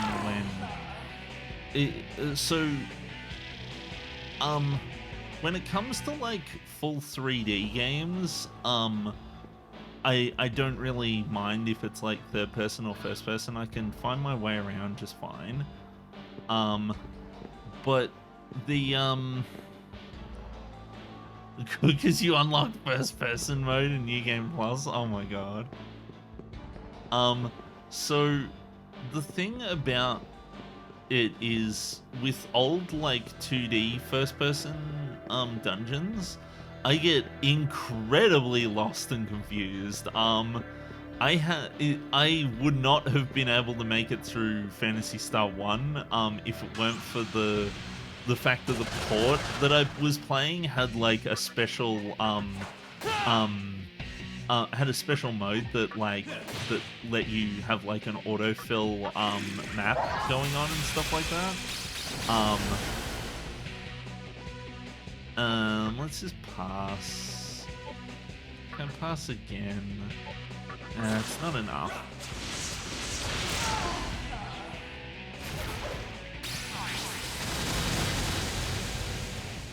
The only old JRPG I've played is SMT 1 on the SNES, and oh god, the dungeons give me a headache. Those damn poison and teleportation floors. There are so many good old RPGs, not gonna lie, games like Final Fantasy 4 and 6 are really good. Things like Chrono Trigger, Earthbound's alright. Earthbound is aged a bit badly, if you ask me. Phantasy Star, if you're going to play Phantasy Star, play 1 or 4. Don't play 3. Whatever you do, don't play 3. 3 is stupid. 3 is the worst of them.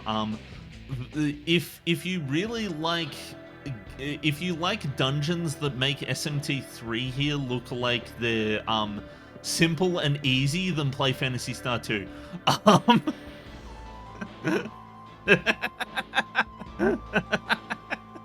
Phantasy Star 2 has the unfortunate case of being a game that was the dungeon design was handled by the dungeon design yeah, I probably did show you that. The dungeon design was handled by a bit too eager of a new hire, and they basically over-designed the dungeon. There's a kind of layer on top of the dungeon. Yeah, no, there's like a foreground layer that makes it really difficult to see things. And I get it, it was a cool feature of the Mega Drive at the time, but my god was it annoying. I played through all 4 Phantasy Star games, and I can safely tell you that 4 is the best one, with 1 being the runner-up and 2 being the, like, other runner-up, and 3 is by far the worst. Like, 3 is so bad. But there's so many good old JRPGs. Like, I like to call the Super Nintendo era of JRPGs, I like to call that the golden age of the JRPG, because there is so many of them that are so good on the Super Nintendo. Like Breath of Fire 1, Breath of Fire 2, Tales of Fantasia, Secret of Mana, Second Entity 3, like Super Mario RPG, obviously Chrono Trigger and Earthbound. There's also Terranigma, there's also Illusion of Gaia, there's also what was it, Tales of the Rudras or whatever it was called, Lufia 1 and 2, like it just goes on. There's too many of them. And all of them are great games. Like even Mystic Quest Legend is not too bad. If you're willing to deal with its bullshit. Okay, you know what? I'm gonna just attack them. I'm lazy today. But I like to call the PS1 era of JRPGs the Silver era, because the PS1 had so many good JRPGs as well. But if you ask me, they're not quite on the level that the Super Nintendo ones are. Be right back. You'll be right back to watch me ramble on about bullshit nonsense again. So it was down for this, so yeah, let's go this way. Just quickly fill out the dungeon as quickly as I can. Bop, bop, bop, bop, bop. No, stop that. Boy, am I glad that that heals Black Frost, by the way. Black Frost was definitely worth bringing along. Chakra drop. Can I even carry the chakra drops? Because I thought I had like full. Don't avenge, please.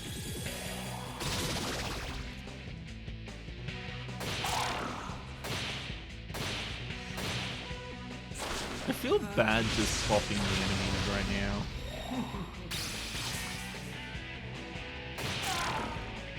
But it's like, it's incredibly effective. It takes a bit long for these enemies, but there's a lot of enemies, aside from those like elephant ones that are like, that are susceptible to physical.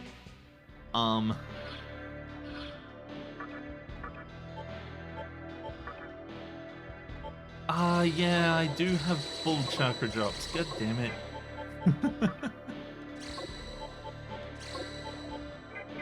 Ah, well. It's fine. It's not that important.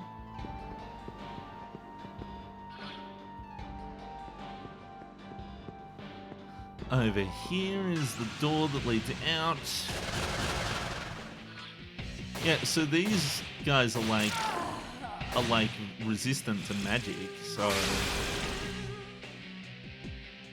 just bopping them is like one of the more effective strategies.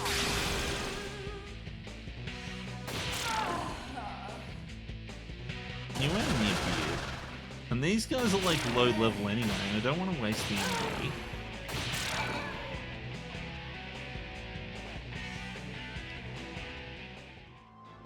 Okay, yeah, so I want to go to the ladder first. Yep, okay, so we got the ladder. Let's leave out the door and explore the other part. They grow restless in my presence. How dare they? How dare they be so disrespectful?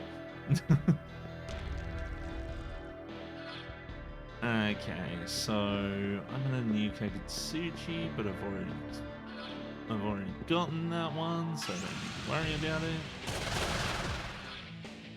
Bop, bop, bop, bop.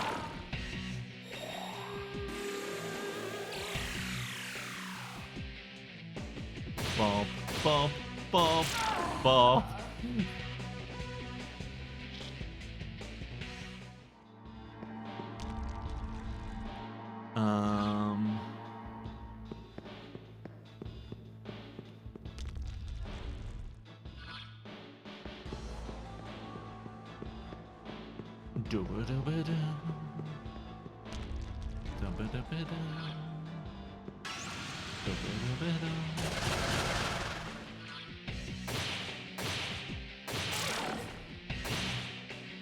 I should double check to make sure that I have a stamina sorted. Well, stats did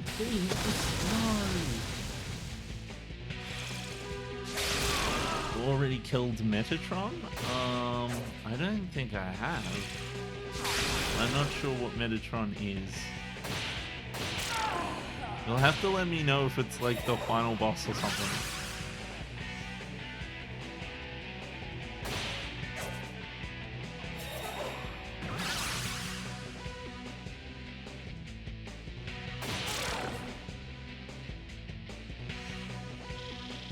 Yeah, no, I don't think I've done that.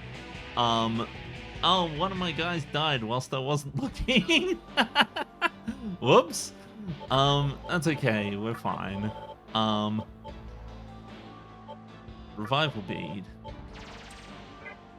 Last boss of the 5th Kalpa. Okay. So yeah, no, I haven't beat the Kalpa yet because I died on my way down. I accidentally cast Tornado on an enemy that reflects force magic. And so as a result, I died, but I had Endure, which prevented me from dying, but then it was their turn, and they cast just like a normal ass ice spell and it killed me. Which, not gonna lie, that was kind of a dumb way to go, but it's fine. It was especially dumb since in the previous turn I had cast force damage on them and it reflected back on me. I was like, I better not do that. Okay. So that's all of that.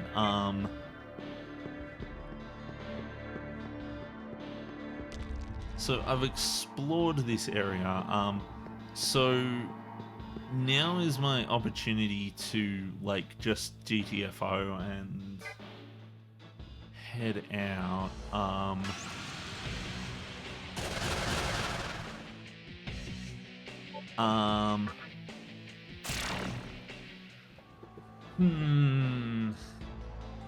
I'm tossing up whether or not I want to get back to where I was.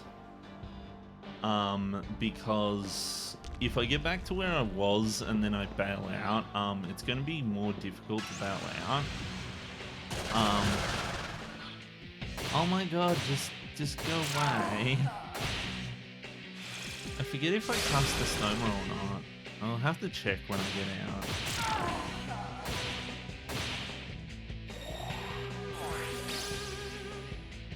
Oh no, a magic reflecting barrier has appeared. Whatever shall we do? Hi, Duplicoin. I think what I'm gonna do is I'm gonna go back to where I explore back to where I was, and then I'm gonna duck out and save, and then we'll come back later. I opened the menu for some reason. I forget what it was. God damn it. It was to check if I have Estomacast, and it is already in effect. That's all I needed. Okay. But yeah, no, so like I was saying earlier, I consider the PS1 era to be like silver era RPGs, because I believe that there's a lot of really good RPGs on the PS1 as well. But the difference between the PS1 and the Super Nintendo is I feel as though the Super Nintendo ones are just a bit better.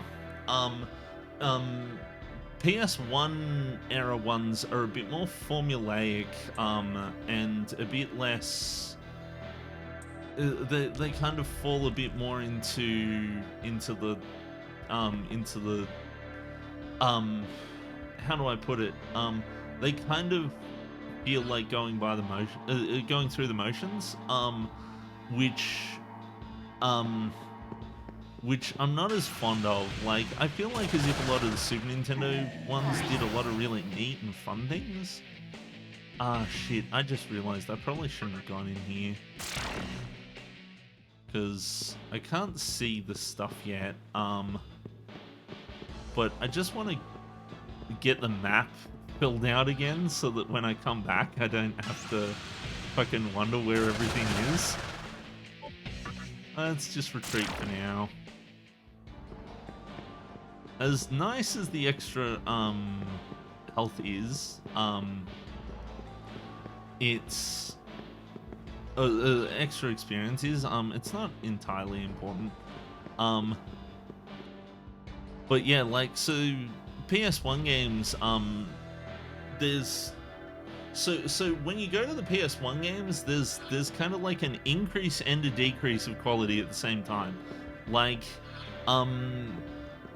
Super Nintendo games kind of have cheesy and dumb localizations and stuff like that, but the quality is generally pretty solid. But then you go to the PS1, and the PS1 has more like advanced tech and stuff like that. But I find that there was more stuff that just kind of got like they kind of got a bit too big for their britches, and they got a lot more rough around the edges, like in Breath of Fire 4, where the final screen is just not translated, or like this guy are sick in FF7, or and things like that. Like. And anything made by Working Designs is just, well, wonderful, absolutely amazing.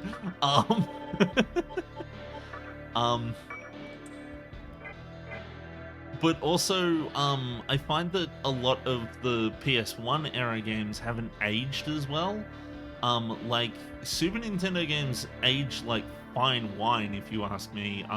Whereas PS1 games, like, have you seen FF7 these days? It looks rubbish. It's a very clearly early 3D jank, and it has not aged well, especially those pre-rendered backgrounds and the gradient 3D graphics and shit like that. You play a game like FF6 and the art style kind of is very timeless, or like Chrono Trigger or something like that. Open the door to the burial chamber. Oh, okay. I don't think I came here earlier. But it's a good thing I came here now, because, well, that means I don't have to explore this area again.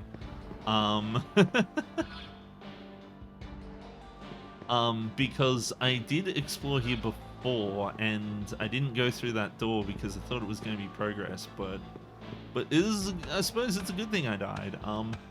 And then personally for me, I consider the PS2 era to be the Bronze Age or the Bronze era of RPGs.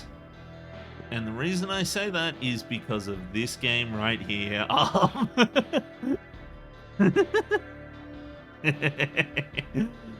No, I don't mean to be mean to SMT3. Like it has its ups and downs so far. But also at the same time, it's actually very emblematic of how I feel about JRPGs on the PS2 in general. The PS2 was really more focusing on a lot more actiony and a lot more like more advanced 3D graphics and stuff like that. So you didn't get a whole lot of 2D graphics stuff, and the 2D graphics stuff looks really meh because they kind of fudge a lot of things. That's right. Okay, so what do I want to increase? I wanted to increase strength. Yep. And then I wanted to learn Mana Aid. That's what I did last time. But and I decided not to let it continue because I didn't want to run the risk of getting cursed. So the thing with PS2 games is like the JRPGs on the PS2 aren't necessarily bad, but they're kind of not where the PS2 was shining. Like you get things like Shadow Hearts 3 and Rogue Galaxy and SMT3 and things like the Xenosaga games and stuff like that. And those games aren't bad. It's just that, like, if I'm honest, a lot of them feel very similar to SMT3 here, where it feels like they don't quite know how to do a JRPG with the new 3D technology and stuff like that. So they just kind of try to fit a square peg in a round hole, you know, like take the old JRPG styles and then stuff them onto the PS2, where they feel a bit antiquated. And like Star Ocean 3 had this problem. Final Fantasy X had this problem, and there's not a whole lot of games that really escaped from it. And I think Kingdom Hearts did a good job of escaping from it, kinda. But even it, as an action RPG, feels very similar to these kinds of games. And on top of that, so another one that, but one that I felt actually did kind of escape that feel is Final Fantasy 12. I think actually did a really good job of not feeling so samey to most of the other JRPGs on the system. Part of the reason why it feels like that, so after going through this SMT experience, will you play the other games in the series or spin-offs? Besides Persona, since you were planning on playing that in the first place? I might. Part of me is curious to see how SMT 5 goes. Because a lot of people told me that was a really good one.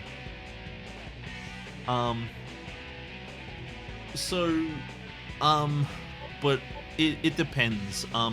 The big problem I have with RPGs is that they take a lot of time, and I don't have a lot of time these days. Like, I got so much shit to do.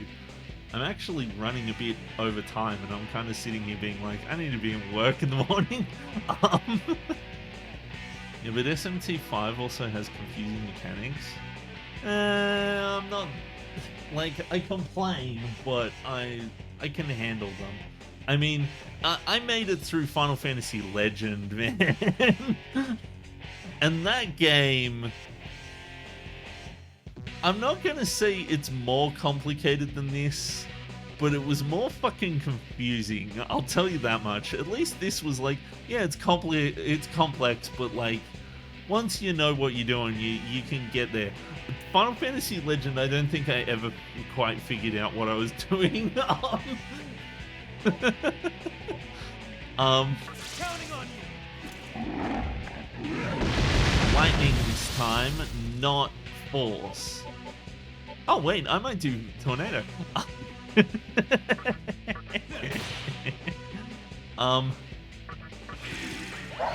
So the thing is, oh, that's right. We're not good for ice. Let's just bop them. I think that it's not entirely effective, but it's at the very least a bit more, a bit less likely to get me killed.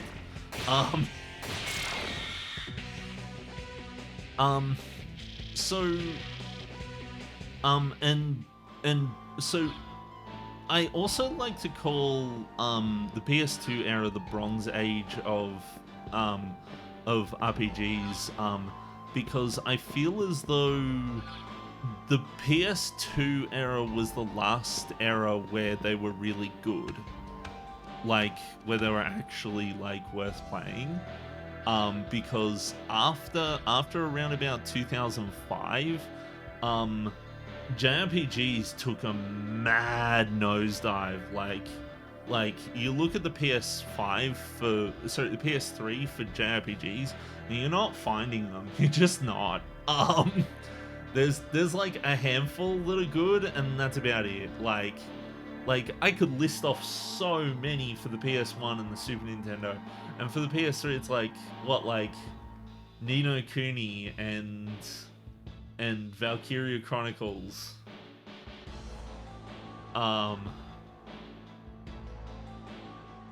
Like I legit, I don't think I can think of any more. Like, I suppose there was some on the Wii. Persona 5 was my first JRPG, and it took me 1 month to complete, even if I played every day.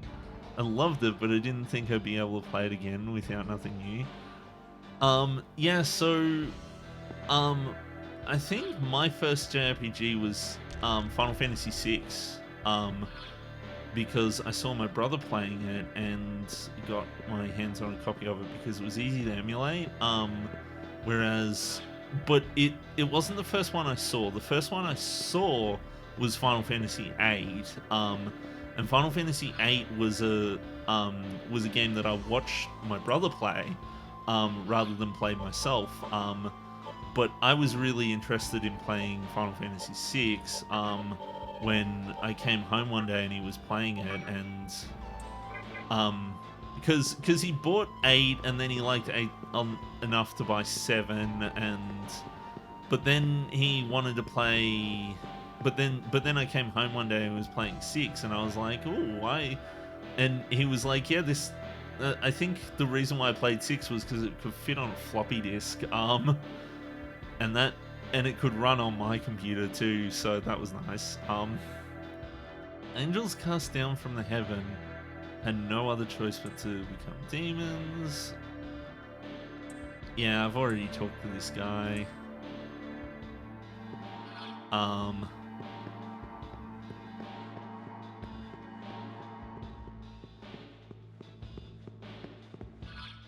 So that's this bit. I have these guys are weak to lightning.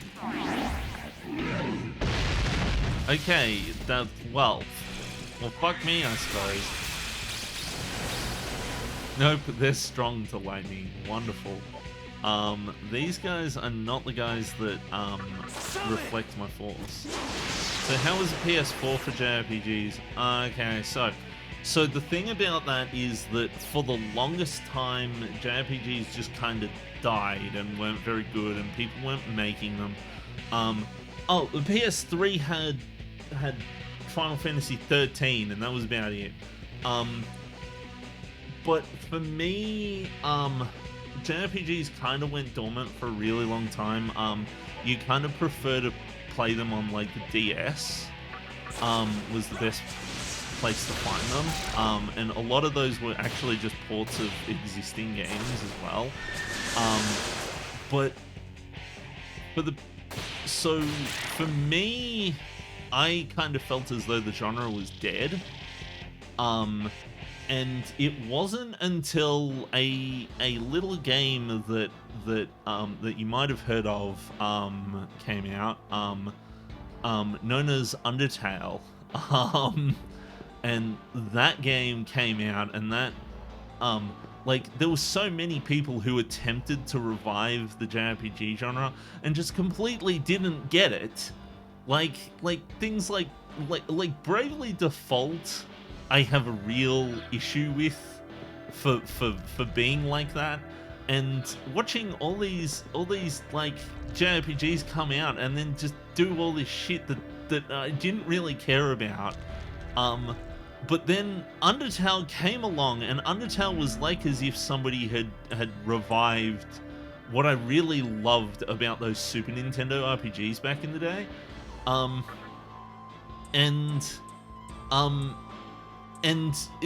it makes sense because it was made by somebody who loved those games just like I did. You know, like it's inspired a lot by things like Earthbound and Chrono Trigger and Final Fantasy VI. They straight up lifted the opera scene from Final Fantasy VI. I loved it. And after Undertale came out, all of a sudden, a lot of other like indie JRPGs decided to come by, and alongside it and games like so Bravely Default also came out around about the same time, and Bravely Default kind of kick-started the JRPG genre back from like Japanese developers, but Undertale kick-started the genre for independent developers, and before we knew it, all of a sudden we had this plethora of indie developed JRPGs and like Japanese developed JRPGs. So the PS4 actually has like a whole bunch of really good JRPGs on it, including things like Undertale and Deltarune, including things like ports and remakes and original like new JRPGs from like Square and stuff like that. And all of a sudden, like, you just kind of, whilst it wasn't quite the same as like the Super Nintendo and the PS1 era, there's like quite a lot of really good ones, especially stuff that was made in like really like simple game makers, things like RPG Maker and stuff like that. Things like Lisa and Hylix and Amori and stuff like that all came out, and those are wonderful games. And there's there was one that's inspired by like Chrono Trigger very heavily. That's I forget what it's called. It's like Soul of Stars or whatever. It got things like Child of Light as well, and all of a sudden we just found ourselves in this kind of indie renaissance for JRPGs. One Shot is another one that was really good that came out shortly before Undertale. But I feel like Undertale was the catalyst that kind of revived the genre in the indie scene. And Bravely Default was the one that revived it for Squarex. And whilst it took us a while, eventually we got things like Final Fantasy 15 and Final Fantasy 16. Final Fantasy 16 is fucking good. Like, holy shit, if you haven't played that, Final Fantasy 16 is one of my favorites. Like, it's, I put it higher than Final Fantasy 7. Like, it's a great game. Counting on you. But I'm so glad that the genre didn't just fucking die in the mid 2000s. I'm so glad that the genre kind of got that revival in the 2010s, because I had no hope. I played so many of them, just hoping to recapture that feeling that I have from playing like the Super Nintendo games and stuff like that, and just nothing was landing. Everything was so by the numbers. It was so for me, Star Ocean 4 was one of the examples of how to make your stupid ass JRPG so boring and dull, and anime storyline and all of this sort of stuff. It was the kind of thing that made me, as somebody who loves anime, sit there and say, oh, fucking look at how anime this bullshit is. And most of the RPGs from that era are like that.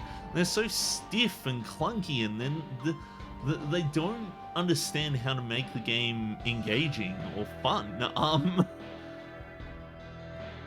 But anywho, listen to me going on my tirade about JRPGs.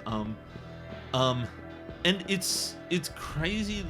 For me, it's crazy the way that oh, Shady Surgeon.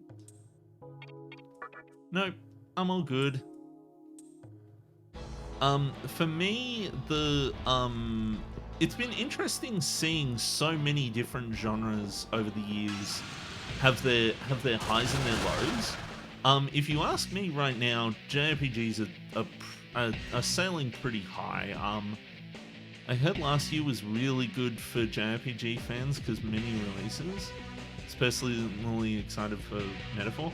Yeah, so there was Metaphor, and so there's that Expedition 33 one that just came out. There was Final Fantasy 16 and the remake of Final Fantasy 7. There was also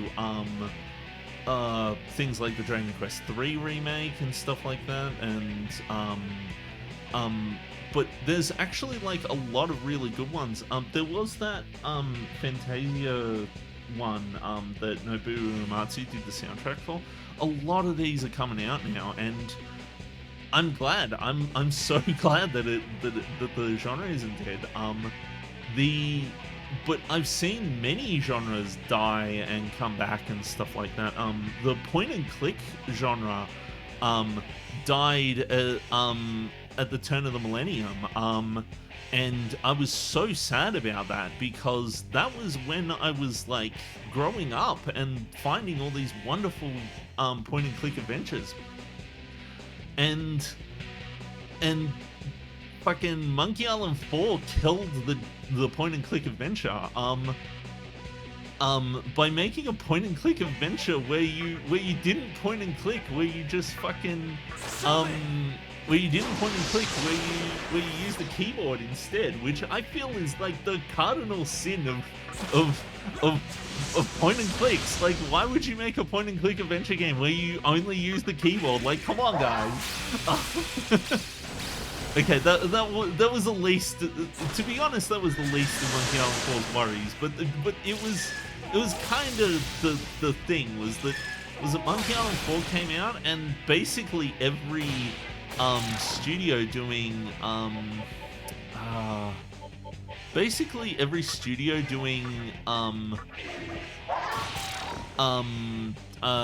point and clicks just kind of vanished off the face of the planet. As fun as it is dying right now, I think I'd rather not.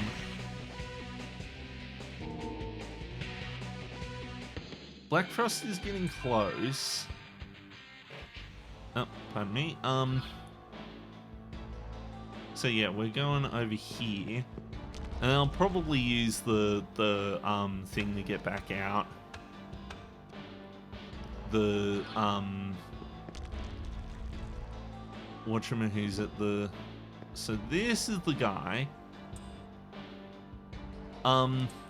At the moment, though, the genre that I'm really worried about is the racing genre.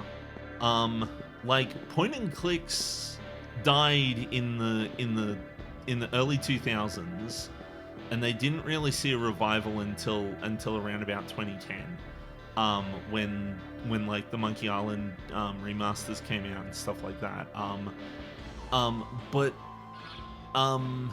right now we're seeing a mad doldrum of just shit racing games. And it really makes me sad, the way that racing games have just kind of become like random, so I think it was over here that was the thing to get back out. No? I thought it was.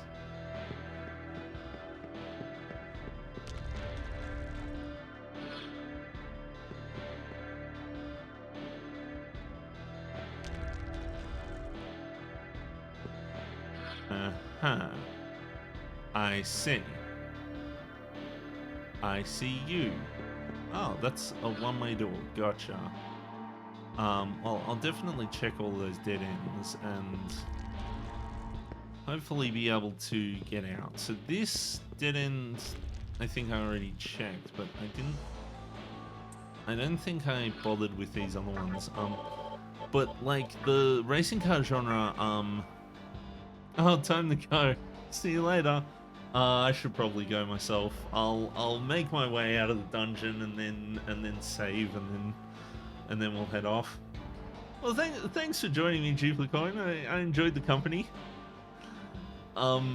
Good, you know, just fucking don't mind me just prattling on about bullshit nonsense. But I hope you have a wonderful evening. I'll catch you later. I might as well keep going on about racing car games. So right now we have the issue where most of them are like simulator type kind of things. Can't enjoy all that talk. I must admit I'm not always accurate with everything I say. I have to say that because I tend to get small details wrong. But the general idea is kind of there.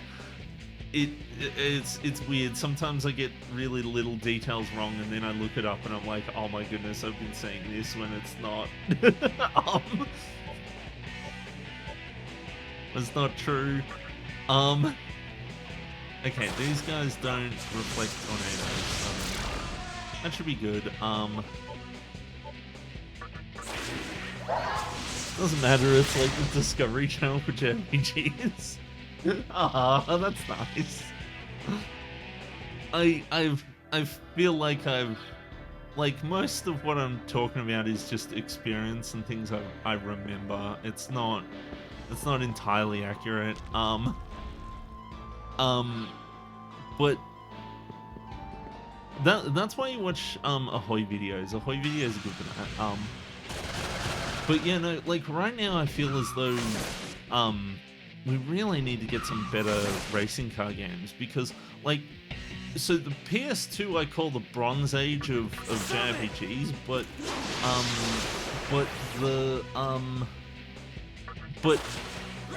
it may be the Bronze Age of JRPGs, but it was the fucking golden age of racing car games. Like there is so many good racing car games between the PS2 and the PS3. Racing car games are just so fucking good on those systems. You had like Burnout 1, 2, and 3. You had the Need for Speed games. You've got there was things like Stuntman. There was Gran Turismo. There was MotorStorm. There was like fucking so many good games. Things like Split Second and Blur and. Around about that time, you also had like the 360 as well, which had things like the 360 was good for things like Forza and stuff like that. You had like the Midnight Club games and Colin McRae and stuff like that, and like there were so many good racing car games. Okay, so. Yeah, no, so I've made it down here, but that door doesn't go where I thought it went. So I think what I'm gonna do is I'm gonna go in here and see, so it was, I believe it's Shikiwiji, for magic.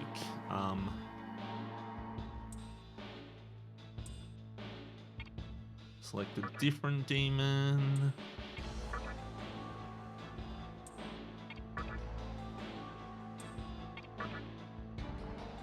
A new step forward, no. Some of these could probably do it, but I just don't remember all the stats that well. Let me in, da da da, let me in.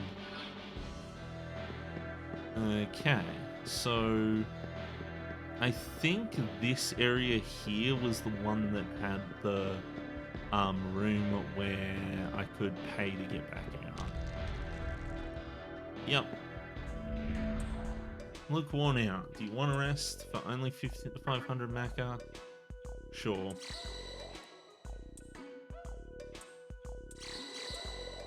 I don't know how much it actually costs. I feel like it's 5,000. Well, it feels really light. Well, I'm at 99,000, so I'm not really doing bad. And actually isn't a bad mechanic. I feel as though letting me do that is actually a good one. But here we go, we're at the thingy again. I can't believe how far I've made it down into this Kalpa thingy.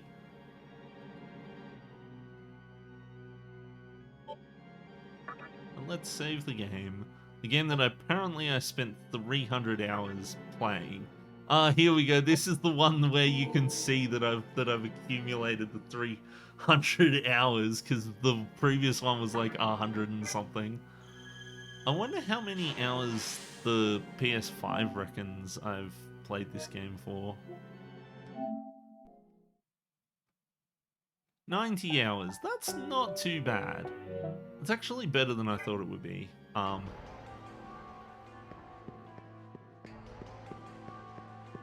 I wonder how the game calculates it for the internal thing. But anywho, I've definitely run over time. I shouldn't have done that. I'm gonna be extra tired and I'm gonna have to leave work early tomorrow, so that's fun.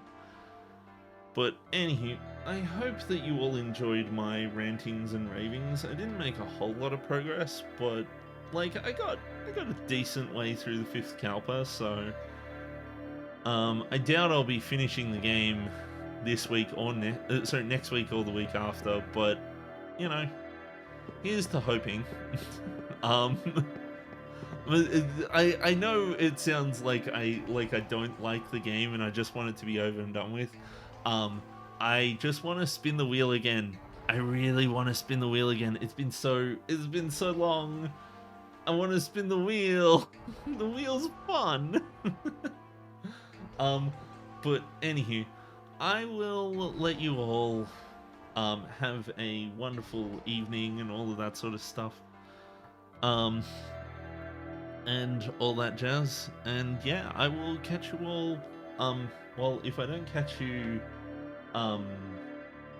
next week, I do have the stream on the Saturday, where I'll probably finish BlazBlue because there's not much left in that game, like at all.